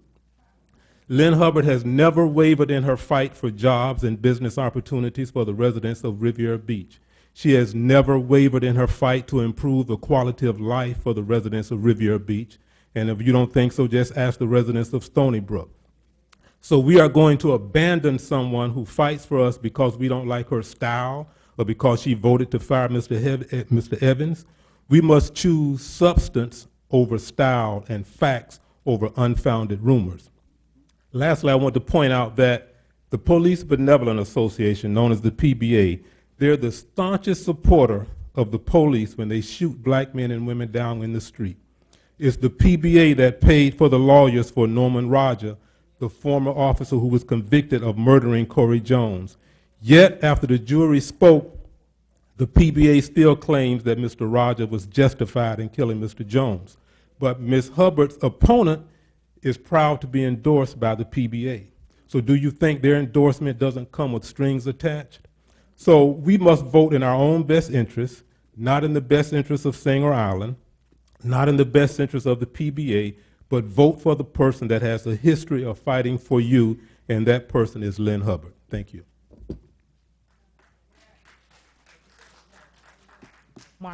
Margaret Shepherd, Douglas Lawson, Mary Graham. Margaret Shepherd, Riviera Beach. I'm here today because of my constituents. We are the Black Tea Party. We have a little over 258 senior citizens that are African American. We have a couple of Chinese, Caucasian. But we sit together, the team, and we want to make sure that if you need your absentee ballots picked up, please give me a call, or one of my constituents will pick them up. I'm here today, nothing else to say. Let's get out and vote. Vote for the person that you think that is most qualified. When I go and I talk to the different residents, I try to be up and up on the latest data to try to explain to them why we should vote for that individual. And then I give them the choice to vote their conscience. So I think I've been doing pretty good, and they've been coming around. I've had many, many calls. So I want to make sure by people stopping to talk to me or in the store or whatever, please get out and vote.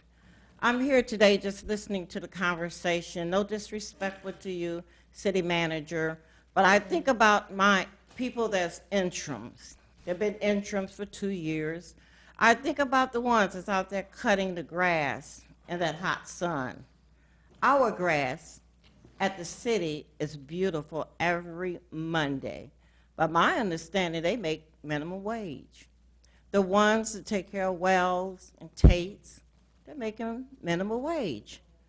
But some of these people that come in here as directors, it's just a couple of them I think is disrespectful.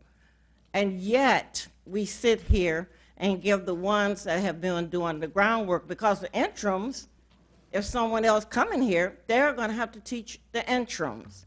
So I'm devastated that we have these conversations. I think coming from Detroit, Michigan, we were given the opportunity, and this is why I can't understand why HR, she wasn't given the chance to go to school. Mrs. Sullen was given a chance to go to school. They were just pushed into those jobs.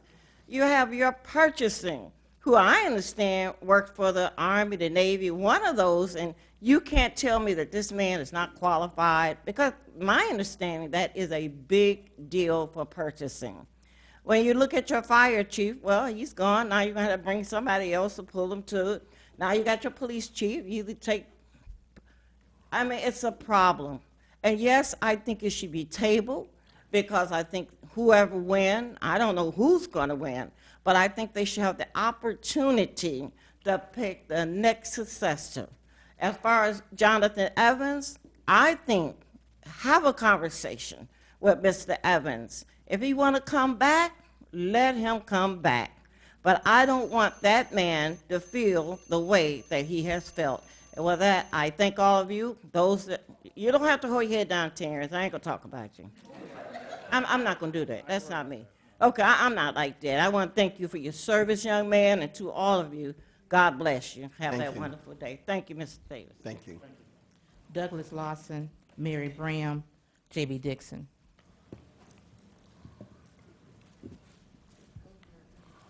Good evening, Council, Mayor. Good evening, sir. City Manager, Madam Chair. My name is Douglas Lawson, candidate for Riviera Beach City Council, District 5. I just want to tell the residents of Riviera Beach thank you. Thank you for coming out to vote on March 12th. And thank you for making me the leading vote getter in District 5. I want to thank Councilman Davis for your service. Thank you for your time. We have to do it again on March 26th. We have to come together and make sure we just unify our city. I do want to say that I am the one person in District 5 that hasn't flip-flopped or jumped out of different districts and different races. I stayed consistent. I filed on April 4th, 2018, 50 years after Martin Luther King was assassinated. I didn't jump from District 1 to District 5 when asked to change districts. So what I did is I continued to remain consistent and show the residents what I'm going to do to bring to the city and work with our residents of the city. I want us to all focus on unifying our city. We're not Singer Island. We're not the mainland. We're Riviera Beach. We're one city, and we need to unify that city together. And we have to focus on that together. I'm not going to come up here and bash my brothers and my sisters, anyone that wants to serve or that's interested in serving. I'm not going to respond to ignorance. What I'm going to do is I'm going to address, I'm going to put my head down, and I'm going to work hard. What I want us to do as a council, as a leadership, is to work together and unify that by working together. So all the debates, discussions about Singer Island, about mainland, about what's happening, that needs to be put behind us. March 26th, I need everyone to come out and vote and make sure that they make a change and make their voices be heard. Thank you, council. Have a wonderful day. I'll see everybody on Tuesday. Mary Bram, J.B. Dixon, Willis Williams. Good evening, Mary Bram. A shout out to Mayor Keith James, and a big congratulations to Richard Rouse, too. So much success to the both of you. Thank you, residents, for seeing through the smoke screen with those amendments. Ms. Bram told you, and you told me that you were going to do it. And they was voted for overwhelmingly. That shows that we want what we want. We want good government. Democracy is we, the people. Government is for and by the people. The absentee ballots, you have to get them out in 5 days. Now, if you wait until Saturday to try to mail in your absentee ballot, it would not be accepted that Tuesday. So you can go to that polling station and vote. And you must have a designee, an affidavit signed to pick up 2 per absentee ballots. Here it is right here. I showed it in the last speaking moment presentation that I gave. Here it is right here. Now, with the election, we do need a diverse board. Education, government, law, you name it. We do need critical thinkers. In the polls here, in the mayor race, Ronnie Felden won 1,784, Bishop Masters 1,957. In District 1, Trident McCoy 1,975, Lynn Hubbard 943. District 3, Tanya Davis Johnson 1,731, Shirley Lanier 1,576. In District 5, Cora Blackwell, 1,775. Douglas Lawson, 1,908 votes. This is democracy here. And this I read from the Wednesday paper because Ms. Bram does not speak off the top of her head. And the amendments passed overwhelmingly. See, Pharaoh army got drowned in the Red Sea. The scholars that know when you come across people that mean well. And Bishop, I wasn't going against you, but I was going for what was right. And it is right for good government in this city here. It is right for good leadership in this city here. Don't argue with us, Lynn. Don't argue with us, Tanya. Don't argue with us, Dr. Botel. And whoever takes that seat up there, listen to us. Work with us and not against us. This is how you get the job done. Forget about Singer Island. Singer Island is we the people. Over here is all of your votes. I don't have nothing against Singer Island. This is what I tried to tell all of you all. Your votes are over here. Stop blaming them for our degradation. It is we the people, and we need everybody, but your votes are here. It has been proven that time and time again. Am I right, Bishop? Yes. Ms. Bram, no. I know the strategy. I know the makeup. So I would encourage you voters to come out on March the 26th and let's get this done. If you want to keep them, you keep them. If you want someone else, make your voice be known by your vote. That's the critical element without saying a word. Ms. Bram does not grandstand. Ms. Bram is for the people and by the people. Thank you. Thank you, Ms. Bram. Madam Chair. Madam Chair, I need to respond just quickly. Now, you know you have to pity anybody who ever follows Ms. Bram. However, I do have a few things to say. On March 12th, we had an election, and it was an unfortunately small number of people who came out to vote. And I fear that an even smaller number will come out March 26th unless we really, really hit on people to get out there. As you saw from some of the numbers that she read, some of these races are won by very, very few votes. In the past, some of them have been won by as little as 1 vote. So you have to get out and vote. I want to say a few things about the people. There were winners and losers on March 12th. Some of the losers were gracious losers, and some were not. Some did not want to evidently blame their own lackluster campaigns or their own shady pasts, which defeated them. And so they chose to blame Singer Island and to play the race card and to be divisive and to say that Singer Island wants to take over Riviera Beach and all kinds of other nonsense. Some of those losers have also attacked the Drive Out Corruption Committee, including one who's on the dais. The Drive Out Corruption Committee is a committee that endorsed 3 candidates for 3 seats. Every other organization that endorsed candidates has not been accused of you wonder what these people have promised to these people. What have people promised to the Palm Beach Post? What have people promised to the SEIU? What have they promised to the police department or the fire department or the North Palm, whatever it is? In other words, there are many organizations that endorse, and so did the Drive Out Corruption Committee. And it is absolute nonsense and ridiculous and divisive to say that that committee, of which I am a part and which many, many people on the west side of the bridge are also a part, has anything to do other than be the whipping person for the losers. Don't let the losers convince you of anything other than the fact that you should get out and vote for whoever you want to vote for. Please come out and vote on March 26th. Madam Chair. Mr. Mayor, you recognized. Yes, thank you. Just a minute, sir. I do want to kind of correct a statement that was made about the absentee ballots. You do need to mail them tomorrow, no later than Friday. However, the statement that I want to correct is the absentee ballots have to be in the main office on Military Trail by 7 p.m. on Tuesday. They will take ballots up till 7 p.m., and that's it. But, however, it's a challenge to try to turn around this quick.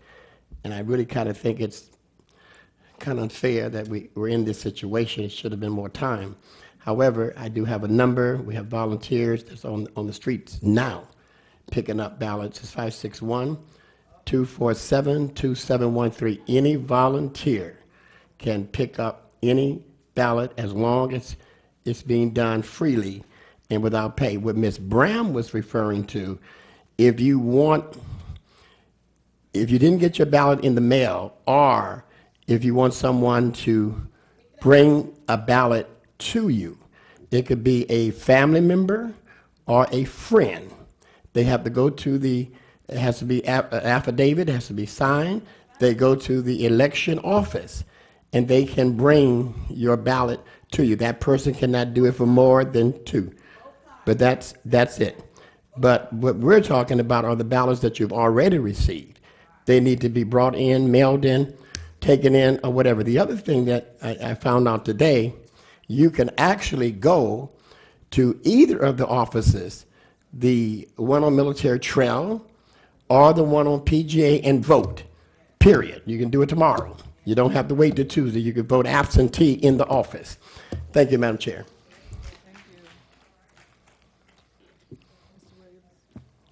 Good evening, Council. Good evening, Council. Willis Williams, Riviera Beach. Good evening, sir.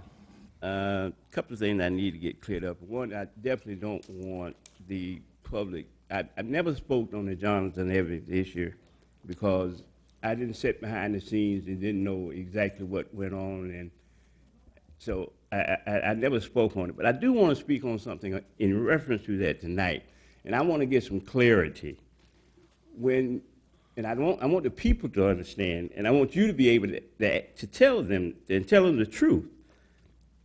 If Mr. Evans decided to come back here, in that disclosure form that he signed when he took the money, can he come back after he, and you don't have to answer me, but you have to tell the public, because they are expecting this council or the next council to bring Mr. Evans back. And I just remember the clause that was in that, his disclosure clause, when he said that he would not be able to come back. So that's just something I want to throw out there to make sure everybody understands that. So if it's something that, a loophole or something that didn't get done or didn't get, the public needs to know about that.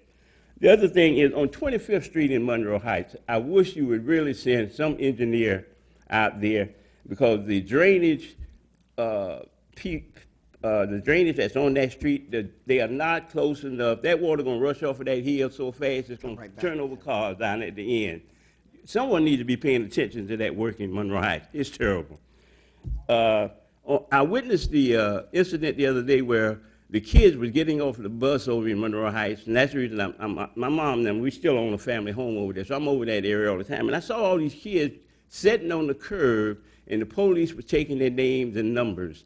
And I still haven't found out what happened. And the kids say they didn't do anything. They were just a group of them getting off because of the spring break coming up, and they were just all together. Then they just assumed there was something going on. So somebody needs to look into that. Also, I talked about the water meters, and we talked about in the utility district the other night. The city is paying, if the meters are not clean when these installers go there, the city is paying $60 for them to clean it. Now, it's only a small item that needs to be replaced, and I'm surprised that we didn't have 6 applicants to apply, and they were turned down. It don't take a rocket scientist to change those meters out. Anybody could change. A 2-year-old could actually change those meters. Just 2 couplings and a turn-off valve. The truck that Mr. Horton talked about that is in the yard and been in the yard now for 3 weeks, it's a dilemma going on down there about who is going to get the tag. Now, this foolishness has to stop. If the truck is down there, the guys need the truck to work in, somebody needs to go get the tag. If it's nobody but the janitor, somebody needs to go get the tag. It's ridiculous that the department heads are fighting among themselves about who's going to go get the tag so the truck can be used, and we can stop paying this rental on the truck that we are renting. It's ridiculous. Thank you, Mr. Williams. I got more, but I'll let it go. Kind of rhymes. Got more, but let it go. Sounds like Jesse Jackson a little bit. Mr. Willis. Madam Chair, that concludes public comments.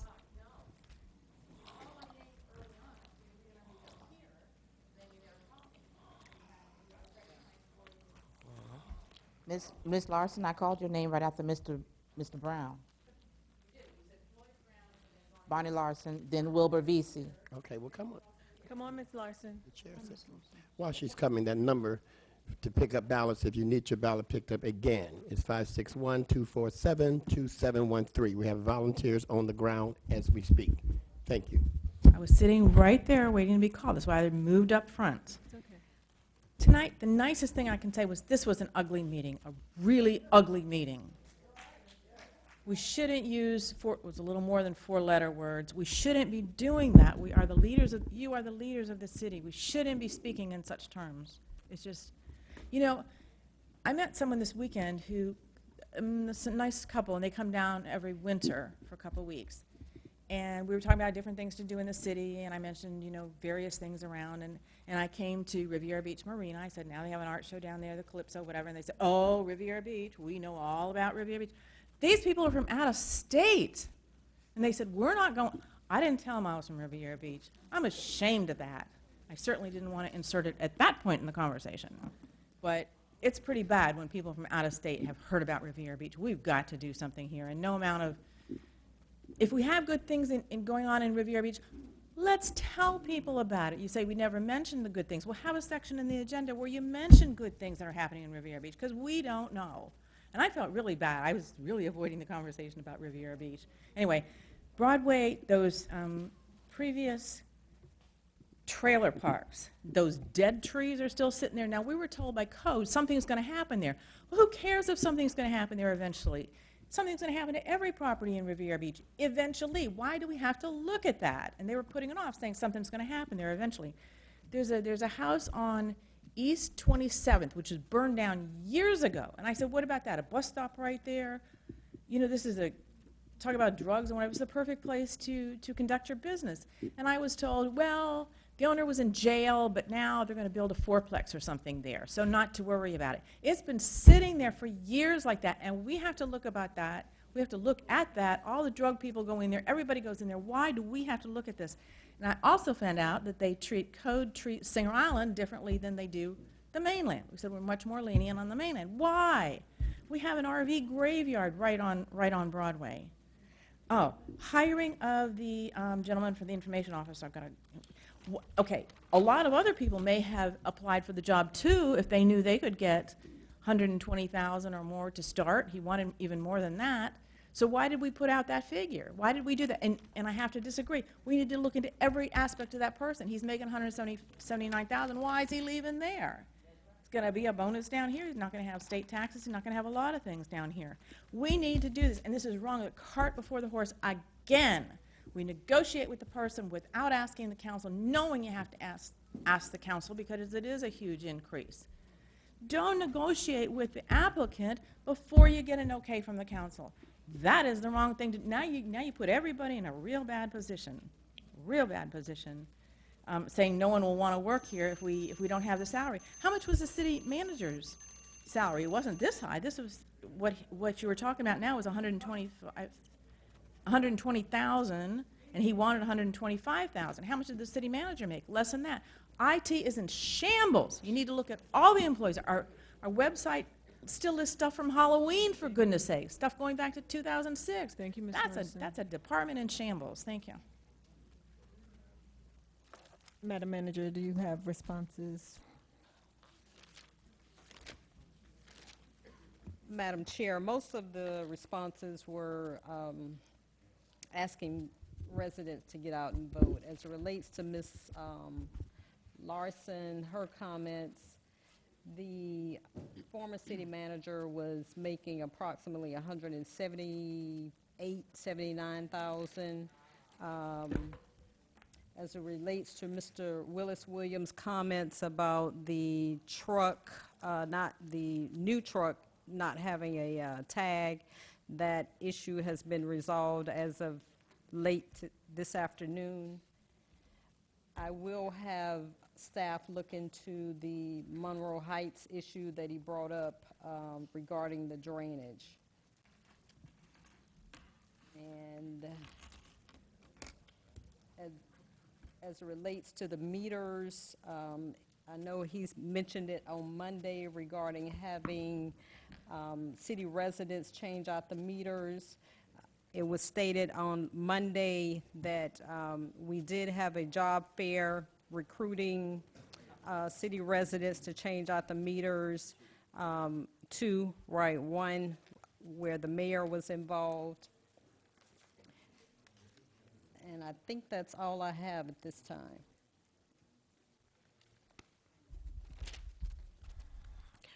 And I will have code enforcement look into the 27th Street issue that Mrs. Larson mentioned also. Thank you. Any discussion by city manager? Yes, ma'am. The Palm Beach County Commission on Ethics opened an investigation based on a Palm Beach Post article dated May 4th, 2018, titled, "Did Riviera Interim Manager Give a Big Raise Without Official Okay?" On March 8th, 2019, I received a legal sufficiency determination from the Commission on Ethics, General Counsel, stating that evidence does not support any allegation that a violation of misuse of public office or employment or corrupt misuse of official position occurred. In conclusion, based on the facts and circumstances, there is no legal sufficiency for an investigation to be conducted into this complaint. Madam Chair, I respectfully request that the City Council put on record that I am allowed to place this determination in my permanent personnel file. And I request that the City Council reinstate the 12% longevity which I earned during my 30 years of employment with the city. We need to do that in the form of a motion. Yes, ma'am. Is there a motion?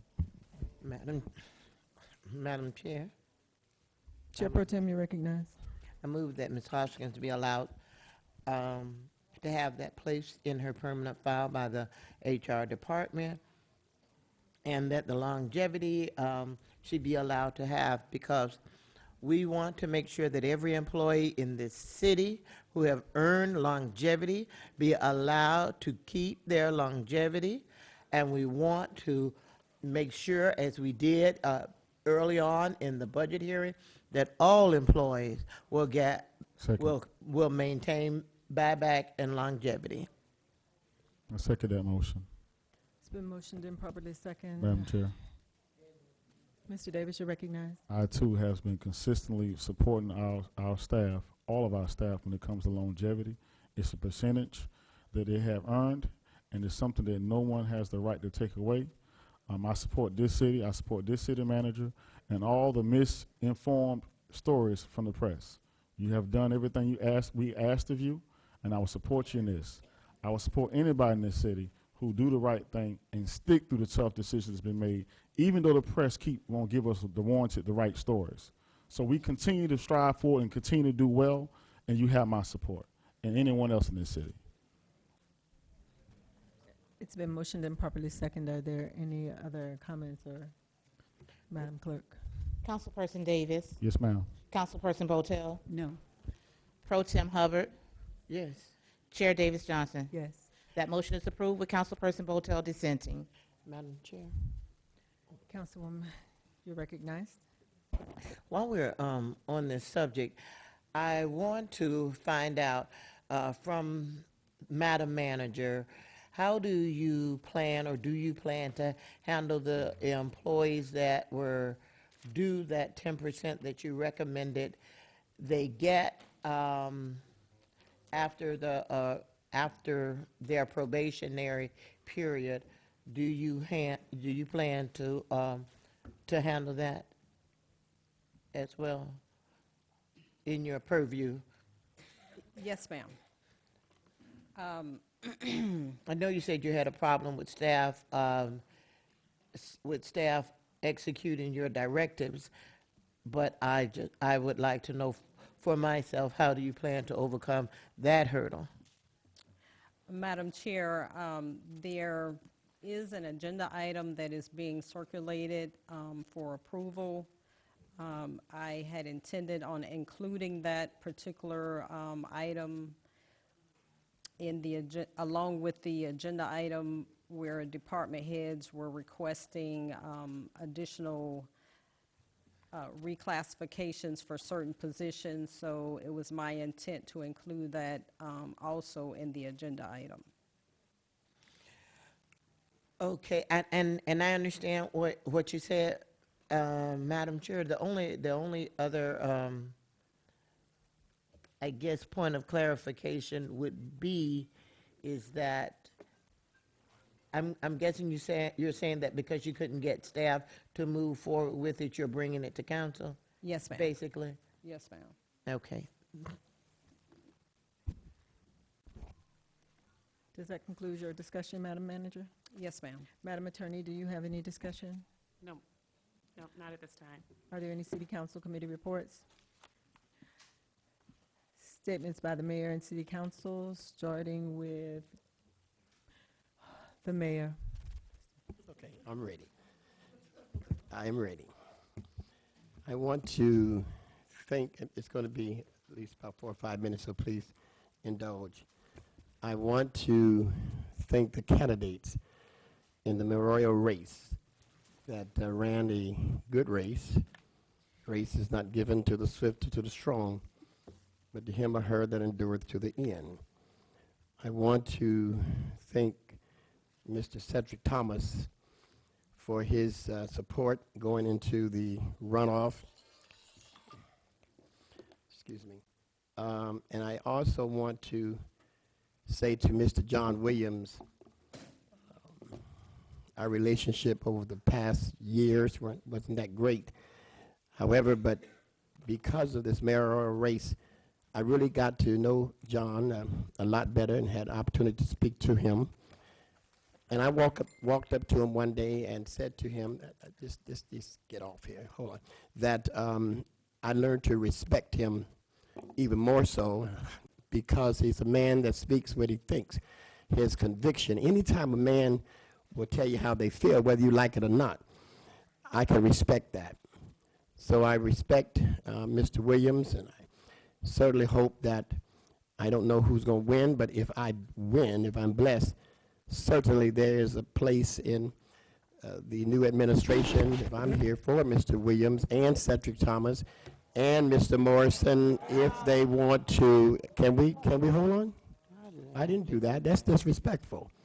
There is a place for them in this administration, whether it's here through me or any of the council or serving in the city, because people voted for them, and if they still have an interest in their government, I respect that.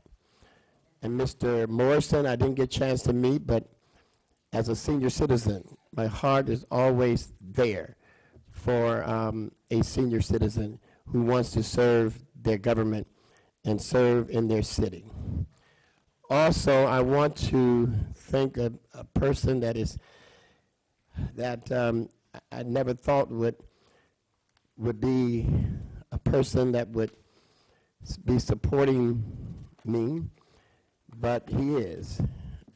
I got a call and we talked, and I want to thank Mr. Milton Perry for supporting this mayor and recognizing some accomplishments. I also want to say I received a letter that asked a question, and I'm going to take my time and I'm going to answer it. The question was, Mr. Mayor, what have you done? You know, what have you done as mayor of this city, as a ceremonial mayor who does not have a vote? What have you done? What have you led? What have been your leadership accomplishments? And you know, I just want to walk you down memory lane because many people forget that there was a time on the mainland, where the pizza places, Pizza Hut, Domino's, and that other one, would not serve pizza on the mainland. I led the fight. And now, after that fight, that boycott that we did, they serve it. And they've been doing it for years. There was a time that Days Inn, check the record. Don't take my word, check the record. There was a time that Days Inn on 45th Street would not rent their rooms to anybody that had a Riviera Beach resident. We met with their ownership and said, you need to change that, because if not, we're going to lead a protest against Days Inn. They changed it overnight. There was also a time, there was a gentleman named Mr. Tony Giolotti from Singer Island. He and I forged an alliance and led a movement to keep St. Mary's Hospital open. They were going to close it for poor people, check the record, who could not afford to be treated. The Crowder Center did not have one African American on the board. Check the record. We led that movement. Many of our young people were going around with their pants down. We led a movement to pull up the pants. The law was passed. The court threw it out, but our young people got the message. You don't see as many young people in our community walking around today in Riviera Beach with their pants halfway down. When I see it, I say, boy, pull your pants up. Yes, sir, Mr. Mayor. Ms. Bram is here. She will confirm that we participated in leading a movement to keep the poison bleach out of our community. Is that right, Ms. Bram? We led a movement to keep the scrap metal out of our community. Is that right, Ms. Bram? There was she said true, both times. There was a 7-Eleven that wanted to take place over here on Broadway and Blue Heron. We helped lead a movement. It's not about a moment. It's about a movement for me to keep them out. Park Manor was involved in saying, Mr. Mayor, do something about this. There was a cry from elected officials at that time to make some changes as it relates to the police station and the fire station, possibly City Hall, to move it to the warehouse. And we led a movement and said, no, keep it on Blue. And you know that's true. You signed the petition. It is shameful, my brothers and sisters and the residents of Riviera Beach, that we have veterans that are sleeping under the bridge, homeless. My father was the first African-American Marine in the United States of America. Check it out. Google it right now, Alfred Masters. So I have passion for our veterans. It's shameful. We started an Office of Veterans Affairs in the mayor's office, and we had assisted in giving many benefits to our veterans that would not have had them if they didn't come here, and I'm so thankful. I'm just going to move on. We've given several workshops for small businesses.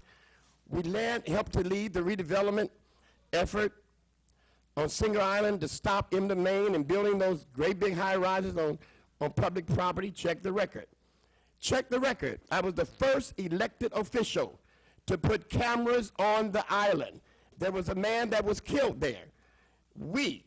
This office, put cameras on the bridge first. We led relief efforts for Haiti, Bahamas, Riviera Beach. We established a 40% discount for our residents who want to go to Bahamas at the Pelican Bay.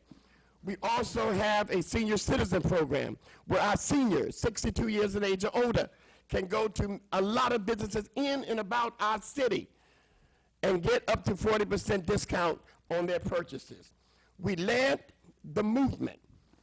Again, it's not about a moment, but it's about a movement to have a law in our city that will say to our young people, you can't be on the street after a certain hour without going to a certain place. You can't just be out there. It's called the curfew law. It passed. We've had 2 job fairs, the only mayor in Palm Beach County for ex-offenders, and several of them are working now, and other job fairs for our residents, our young people, and over 1,000 people are working on jobs in and about our city. Body cams for our police officers, ask the chief. He's right there. Metal detectors at our library. Street names, Mr. Cleve Dixon, 105 years old, A.C. Evans, R.J. Henley, with Lynn Hubbard, Pastor Griffin Davis, Bishop Alexander, Reverend Leroy Parrish. We also have, as I close, the Family and Friends Night once a month that gives our families and friends an opportunity to come here and enjoy wholesome music and entertainment and give vendors an opportunity to sell their products. It's unheard of to have vendors come to any event and not charge them a dime. We don't charge them a dime because we want to be there for them. May God bless Riviera Beach. And remember, if you have a ballot and you need it to be picked up, you can dial. We have volunteers that are on the ground now. Yeah, just now. And every day, up to 7 o'clock on Tuesday. The number is 561-247-2713. And if there's anyone else out there that volunteer, please let us know. But just vote. Thank God for Riviera Beach. And remember, there's no substitute for experience.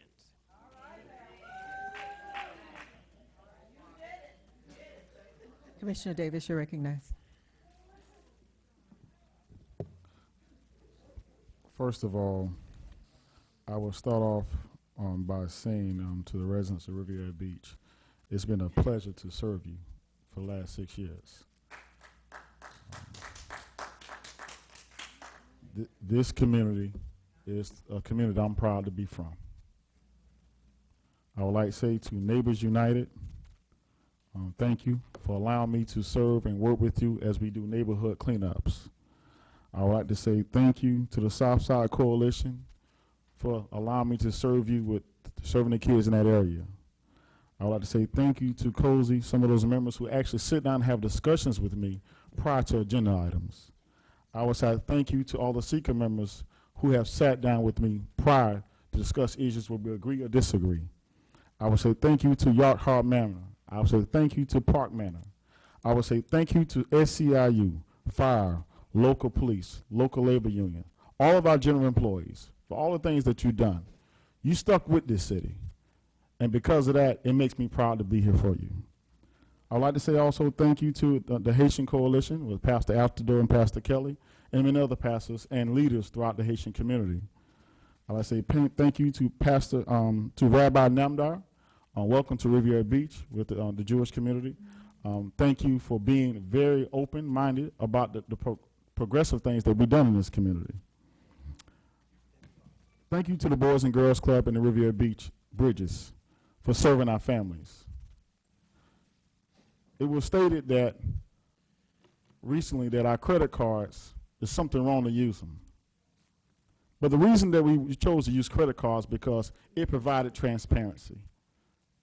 Previous times, we've been kind of out of the element of the 21st century. We want to make sure that if there's a receipt lost, that we're able to track that record.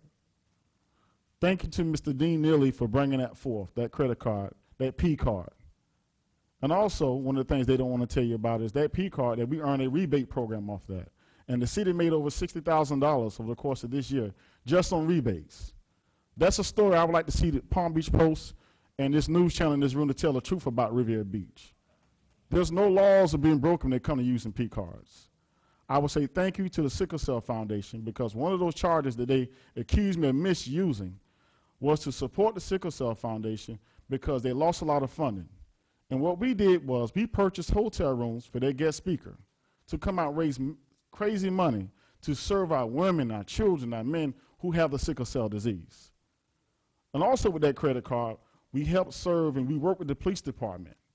And we talked about helping our kids with engaging with police officers, young women and men of public safety, which is the trunk or treat. And I take great pride in putting on a Darth Vader uniform. I take great pride in putting on those boots. I take great pride in seeing these young children smile. They're not stealing. They're getting good grades because their community is giving them a level of service. I'd like to say thank you to my colleagues on this board previously and currently who supported bringing the 4th of July back to Riviera Beach. Also, thank you for supporting bringing Christmas back to Riviera Beach. To the residents of Riviera Beach, we have to believe in our city. No matter where you are, if you have a question, we have cell phones, we have office phones, no matter who's in the seat. Call who's ever in this seat and say, hey, I have an issue, or I have a concern, or I'm excited about something. Let's sit down and talk. Let's not do this in council meetings. These are business meetings. I'm not going anywhere. I will continue to serve the city in a volunteer capacity. I will continue to read with kids in the schools. I will continue to serve our men and women of the military. The rest I will say in my comments for a previous video to talk about, to show you some of the credit card things that we've done and the great images of this city. And this is going to be the last thing I say and do in this city. It's going to show you some good images of Riviera Beach. Walter, if you don't mind.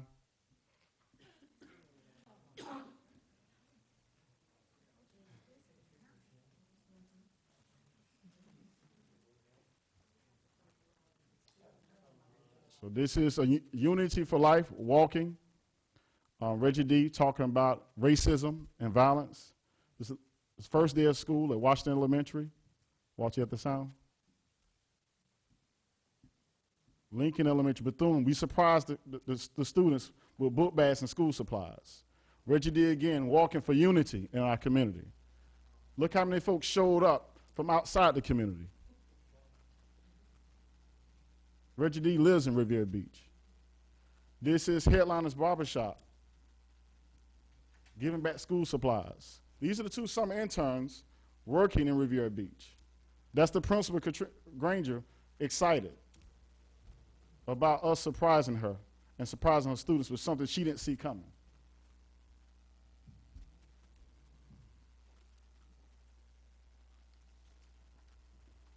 This weekend, we had our soldiers running through Riviera Beach with residents. 400 soldiers across the state of Florida came to Riviera Beach and residents. That's Santa. Yes, it's me, and I'm proud to do it again.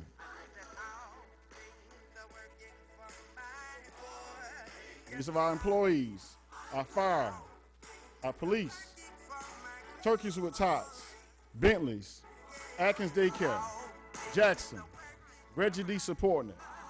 People coming out volunteer their time.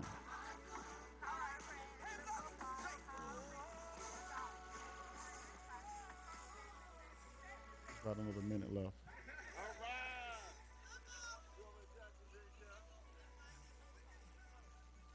There's our employees who were excited about giving those turkeys with Turkeys for Tots when families came out and didn't have to wait in long lines, where they picked their children up and had a chance to grab a turkey in a matter of 2 minutes and get home to their family and not wait in long lines.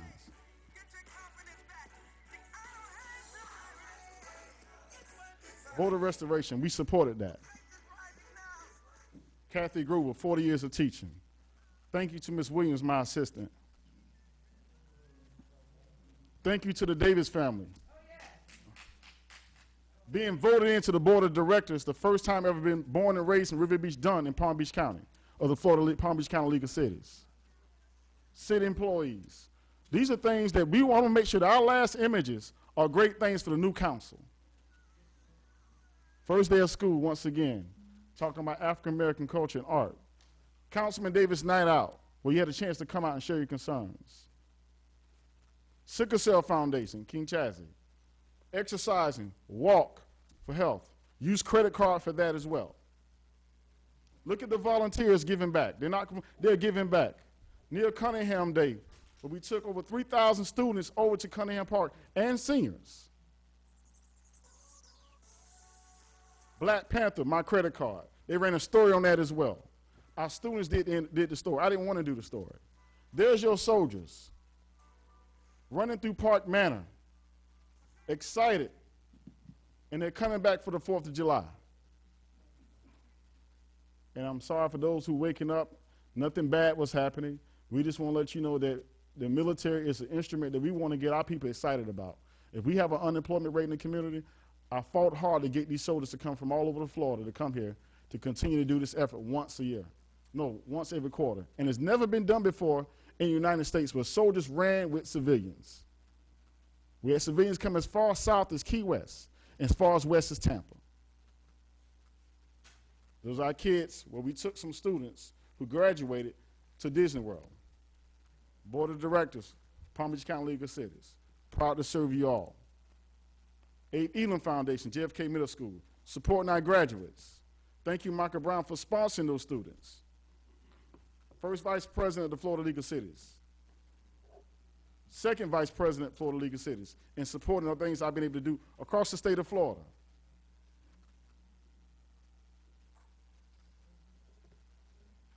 And I just want to say thank you, Riviera Beach, and thank you to my seniors at the Lindsay Davis Center, and thank you to my family for sticking by me and allowing me to make the decisions that you all have put me in position to do. Thank you, Riviera Beach.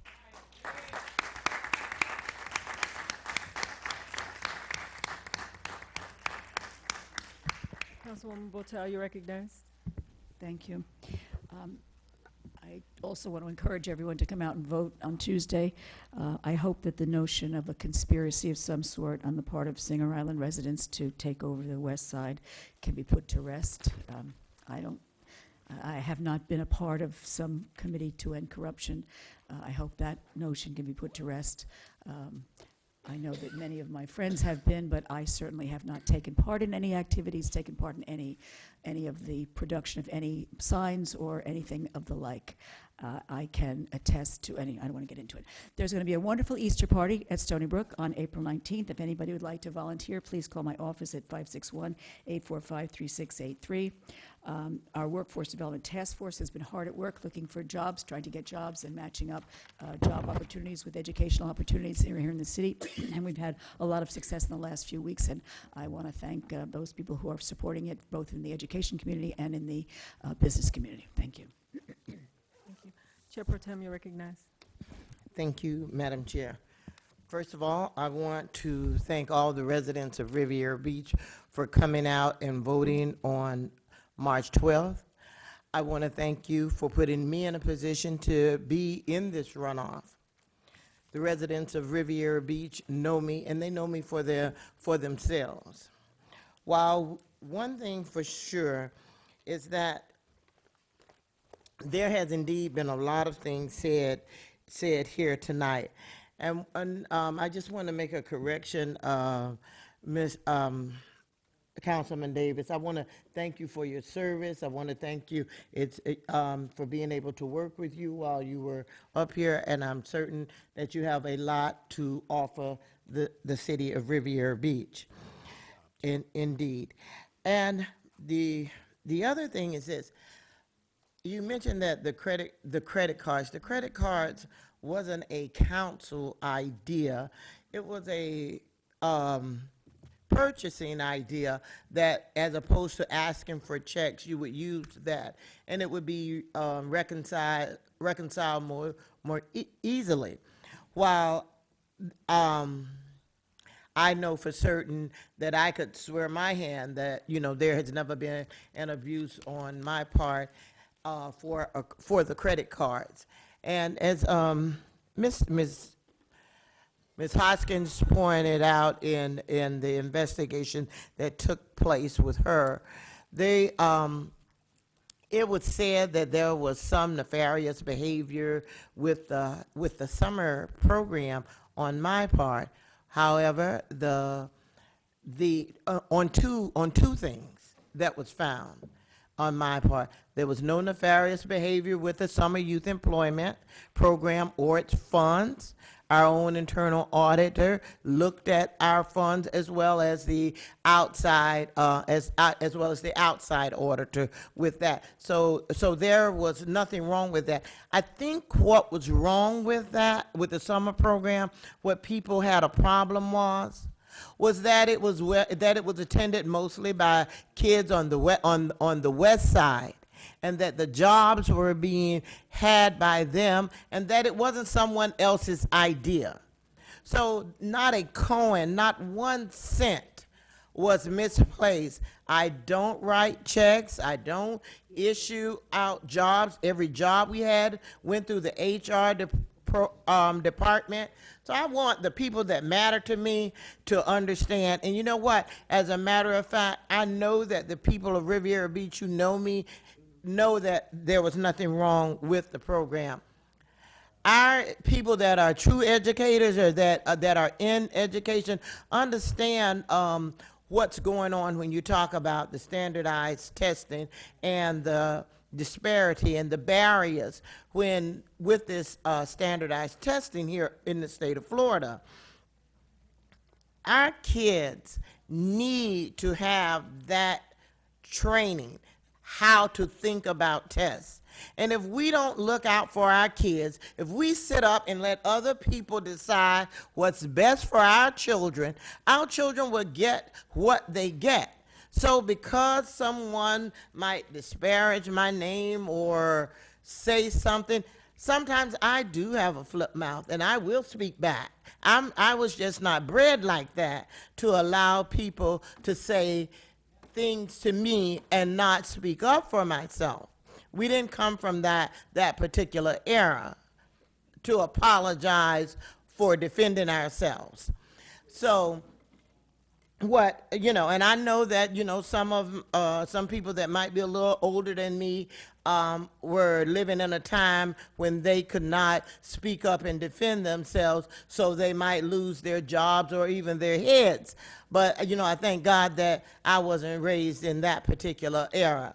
So that's why I won't, that's why I didn't apologize. So, and the other thing is that when we talk about two things, we talked about Mr. Evans and his being fired. We have people in the gallery that moan and groan, but again, you must understand you're not the whole body of Riviera Beach. Riviera Beach is in its total. When you talk about the West Side and Singer Island, live that and say that and mean that in earnest. When no one fought harder than I did to bring Mr. Evans to the city of Riviera Beach and to make his stay here and to get him the things that he needed to do his job quickly, and he himself will tell you that. But the agenda that was put in place for these residents, our residents of Riviera Beach, would have put our residents at a grave disadvantage. And again, I say to you, the people that know me know very well that if there was going to be anything that was going to harm our residents, the resources in our city, I felt that just as quickly as I jumped up and said, he has to come here, he has to come here, I had to vote to put a stop to that. Mr. Evans was only 38 years old. I spoke to him on 3 occasions, and I don't believe in disparaging especially our black males' names. They have a hard enough time of moving from job to job as it is. I wasn't, and he knew that I wasn't going to come forth and say the things that what I had a problem with in the public.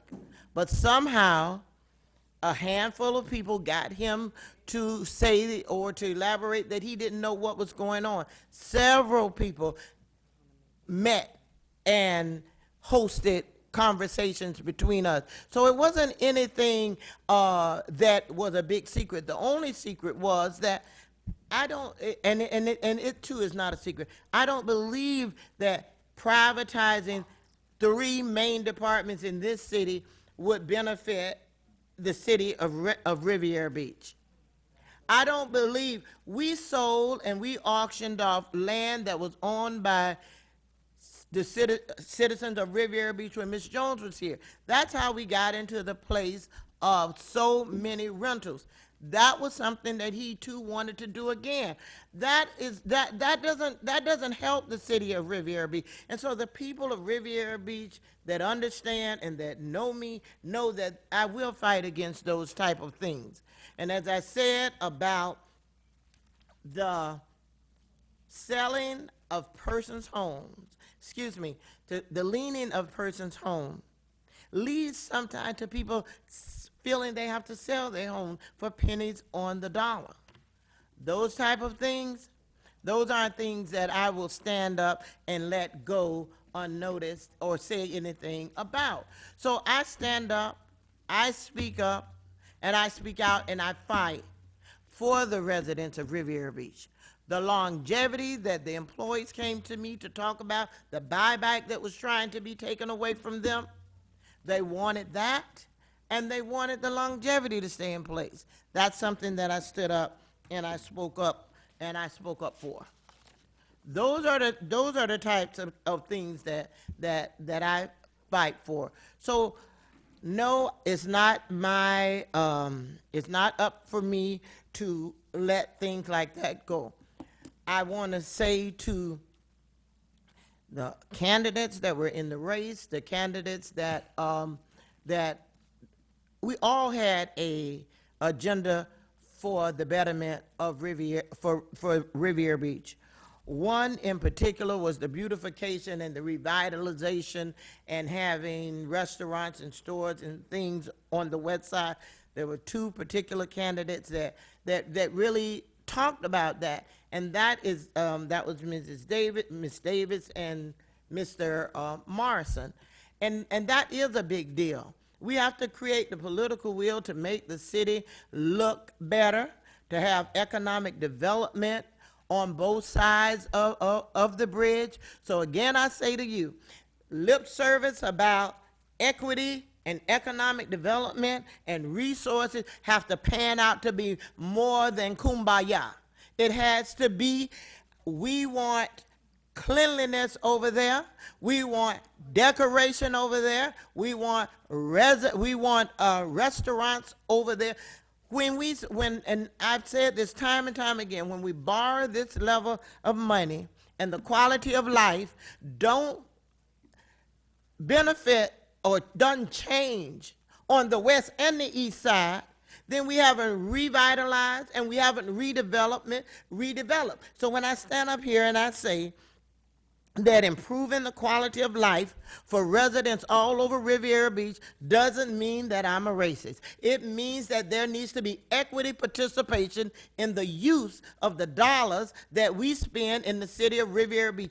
Yes, one speaker talked about the money that we borrowed. We borrowed $40 million, not 70, $40 million, and guess what? I wasn't up here then. No, I wasn't up here then. But guess what happened? Five minority contractors split $300,000. That's a shame on its face. We have to talk about equity and equality is two different things. The residents of Riviera Beach need to get as much of a piece of the pie as anybody else. If you can drag people from all over this country and bring them to the city of Riviera Beach and then say that the majority or the minority population of Riviera Beach can't participate in what's going on in the spending of the dollars, that should be a problem for anybody and for everybody. We shouldn't sit up here and have to apologize for that. Because if you say you're my friend, you say Riviera Beach is one city, then you should feel the same way. The mayor mentioned about, I haven't been here as long as the mayor, but one of the things that from time on we have been trying to do is to do the expansion and revitalization of Silver Beach Road. With the help of Mike Bernard and the county and my ability to work with him, we're now doing that. And the citizens that live from Congress to the Barack Obama Highway will realize a better street in front of them, and those that traverse the street will also, as a community, we will. Those are the major type of things that I work on, and the things that benefit the residents of Riviera Beach and mean something to me. Only things that can economically improve the quality of life for our residents, and that our residents can see and live in an aesthetically pleasing, clean city just as everyone else. For the residents of Stony Brook, I find it disheartening still that they are not getting the level of support that they need. It's like a police state over there. Their guards are walking around with guns. People are being stopped over there for no reason. The guards are standing in for the residents' front of their doors that are speaking up. But yet, I don't mind a good party. I don't mind giving out baskets and things like this. But what I want to see is them have the resources to lift themselves up and to move themselves out and to have a choice, because nobody is still there that has a choice. But when we keep giving money to people that are holding them down, we aren't helping the people in Stony Brook. So those are the types of things that we have to focus our mind on and be mindful of. So yes, I wanted to take this opportunity to elaborate on what it means and what we need to be focusing on in the city of Riviera Beach. That's what I'm about. If I'm elected on March 26th, I will continue to push that agenda. I will continue to fight for the residents of Riviera Beach. The residents of Riviera Beach know one thing, and they know it for certain, that I will fight for them and that they will have an improved quality of life. So I too ask them to come out on March 26th and vote for me, Lynn Hubbard, to be reelected to the City Council. Thank you. District 1. Mr. Mayor, you indicated that you had a quick announcement. Yeah, just quick. I just wanted to say to Tanya Davis Johnson as chair, she's done a tremendous job. I just look at her from time when people are talking.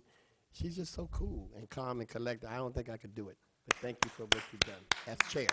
My announcement is there will be a Get Out the Vote rally Sunday, March the 24th.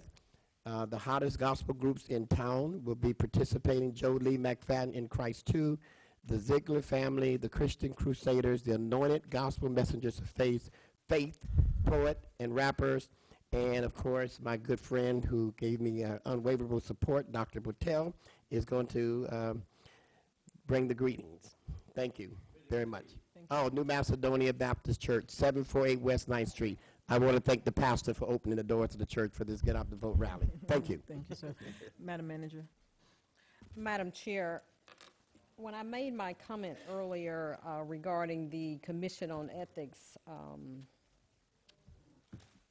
documentation, I failed to state that I would like the longevity retroactively reinstated, and I wanted to get clarification on the motion that was made. Madam Clerk. Madam Chair, the motion was that Ms. Hoskins get her longevity. The word retro was not utilized. So if it is the pleasure of the elected officials to retro it back, that needs to be put into a motion and voted upon so that there would be no misunderstanding of the intent of the elected officials. So does the first motion need to be vacated, or what do we do with it? No, in you don't light of what vacate you're your first asking? one. It's been voted upon, it has been approved. Someone needs to make the motion to state that the previously approved motion be retro back to whatever date they want it retro back to, and that motion be voted upon. Madam Chair. Madam Chair. Mr. Davis, you recognize. With that being said, I can continue to support that along with other employees that falls in this category. So I make the motion that the retro is included in the question and concern. The retro, Ms. Hoskins would need to indicate what she means by retro. Is it back to the beginning of when you were first made city manager, or It was the elected officials? My contract was entered December 6, effective December 6, 2017. Then I would suggest, Madam Chair, that the elected officials include that in the motion. Okay, that is retro back to December 6, 2016, you say? December 6, 2017. 2017. How much money is that? Madam Chair, How much money is Councilwoman Botel, you recognize. may I get a legal opinion with regard to Section 2-9 of the Code of Ordinances of the City of Riviera Beach, which states contracts with department heads? And my question is, does this include the city manager? Within 60 days before any city council primary, excuse me, I need my glasses. No, I'll just enlarge. City council runoff or city council general election, no contract, written or oral, expressed or implied, shall be entered into by and between the city and any department head or other employee then employed by the city to grant to any department head any benefit that has a monetary impact to the city, such as, but not limited to, awards of severance pay, extensions or increases in severance pay, increases in salary, except regular salary increases or anniversary increases, vacation time, any leave with pay, any extensions to the term of any employment contract, any renewal of any employment contract, any entering into a new employment contract, or any other thing of monetary value. Does that apply in this case? This is not a contract. No. This is She already has a contract. it's a You're not benefit. entering into a new contract with her. It's a benefit. Okay.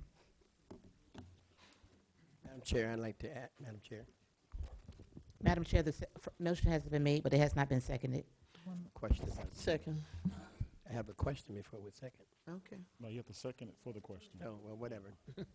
It's been motioned and properly seconded. Mr. Mayor, you have a question? Yeah, I want to know how much is that retroactive pay? Madam Chair, Madam Manager. the retro is $18,000 annually, and then to date, it would be approximately $22,000. I'd like to see if I can get some retroactive somewhere too. No, I'm just kidding. Thank you. Madam Chair. Madam Chair. Mr. Davis, you recognize? I just want to go on record and state that we need to be make sure that we remain consistent with support employees for making sacrifices in the time of everything that we've been going through. She voluntarily withdrew and held it until the proper time to do it, and that goes a long way with me as a professional to make sure that this is not about how much she's getting paid. It's about over 30 years of service to this city, and she need to be complimented for doing that, and she must be doing something right. Madam Attorney, I just, for the record, when the initial complaint was filed with the Inspector General's office, there was a pause made until if memory serves me correctly, during the discussion, the manager said that she would wait until the findings of the Inspector General were made public before she would make any requests, and I do believe that this board did vote. Madam Clerk, do you have that information? Do you recall that? Madam Chair. Because it would just seem to me that it would be reasonable, now that the decision has been rendered, that there was no wrongdoing and there was nothing improper that took place, that she is due that longevity based on the service that she has performed to this city. Is that Correct. appropriate? I don't know what the motion was or what the discussion was then. However, based on the opinion from the Ethics Commission, she is entitled to her longevity. Okay, and that would not be considered a new benefit. It was a benefit that was a part of her contract and a part of her being employed by the city. Correct. I just want us on the record. That's correct, and you're not entering into a new contract with her. Okay. All righty. So there is a motion and a second. Madam Clerk. Councilperson Davis. Yes, ma'am. Councilperson Botel. No. Chair Pro Tem Hubbard. Yes. Chairperson Davis Johnson. Yes. That motion is approved with Councilperson Botel dissenting. Thank you. Madam Chair. Yes, Madam One more Manager. thing. March 27th through April 2nd, I will be out on leave. You sent an email to that effect. Yes, Okay. ma'am. Thank you. Thank That's you. all. All right. My sincere appreciation to those who supported me in the March 12th election. To the many voters, supporters, my consultant, and my amazing family, my life partner, our daughters, our beautiful granddaughter, Brooklyn Michelle, thank you for your hard work and your commitment to me. I would like to commend my opponents for their willingness to run for City Council, District 3, and their desire to serve our community. I am pleased to announce that I have tonight received the support of Marvelous Washington in my campaign for re-election. I encourage all voters to return your absentee ballot, vote early at the Supervisor of Elections office once they open that early period, and to return to the polls on Tuesday, March 26th. A reminder that the polls are open from 7 a.m. and will close promptly at 7 p.m. And we want to, and we cannot stress to you enough how important this election is to us, and I remind you that your vote is your voice. I am super excited to announce, I got a call today that Route 21 will be placed back in service, serving the residents of Stony Brook, effective May 2019. A vote of the Palm Trans Service Board in response to the request to the residents as well as the City Council was heard, and we are excited. That route was critical to the residents, and they have been heard. So kudos to Mr. Clinton Forbes and his amazing Palm Trans staff for making sure that the request was heard. The second annual Hands Across the Bridge will take place on Monday, March 25th at 5 p.m. The inaugural event was held in 2016, and the purpose of that event was to bring the residents from both sides of the bridge to meet in the middle in a show of unity. This event showed that we are in fact one family and that we can agree to disagree without damaging each other. All are certainly cordially invited to attend. And just for the record, let me state a couple of facts. I am and have been since 2008 a homesteaded property owner in District 3. I was displaced temporarily, but I remained in Riviera Beach. And I don't believe that I needed to announce that something was going on with me personally that dealt with me being displaced. But since it's an issue, I want you to know that I have been a homesteaded resident in District 3, residing, for the record, at 834 West 10th Street. For a brief stint, for those of you that snapped your pictures and did all the things that you did, my family and I were relocated to Yacht Harbor Manor. But was I in Riviera Beach? Absolutely. Did I continue to do my job and serve the people? Absolutely, I did. So I just needed to put that one thing to rest. And then I wanted to share with you all, for the record, I have always been an issues-based voter. Not a people voter, but an issues-based voter, taking into consideration the facts of the matter, the supporting documentation, and any recommendation that may have come from staff. With that being said, I've always supported what's been in the best interest of all of our residents, what's been in the best interest for the city, both in the current and long-term future. My love for Riviera Beach has always been evident through my service. I don't have to stand on every corner shouting to the rooftops that I love. Love is an action verb and it requires action. And my action, serving the citizens, serving the seniors, serving the children, has been the demonstration of my love for the people of Riviera Beach. And I just simply say to you that I have served you and I have led with compassion, with integrity, and a true desire to see our city progress. So I encourage each and every voter in the city of Riviera Beach to return to the polls, cast your ballot, go and vote early, but whatever you do, participate in this process and understand the importance of this election and know that we are here to serve the residents of the city of Riviera Beach, and it is certainly my privilege, my honor, my pleasure to continue to serve. With there being no further business, we stand adjourned.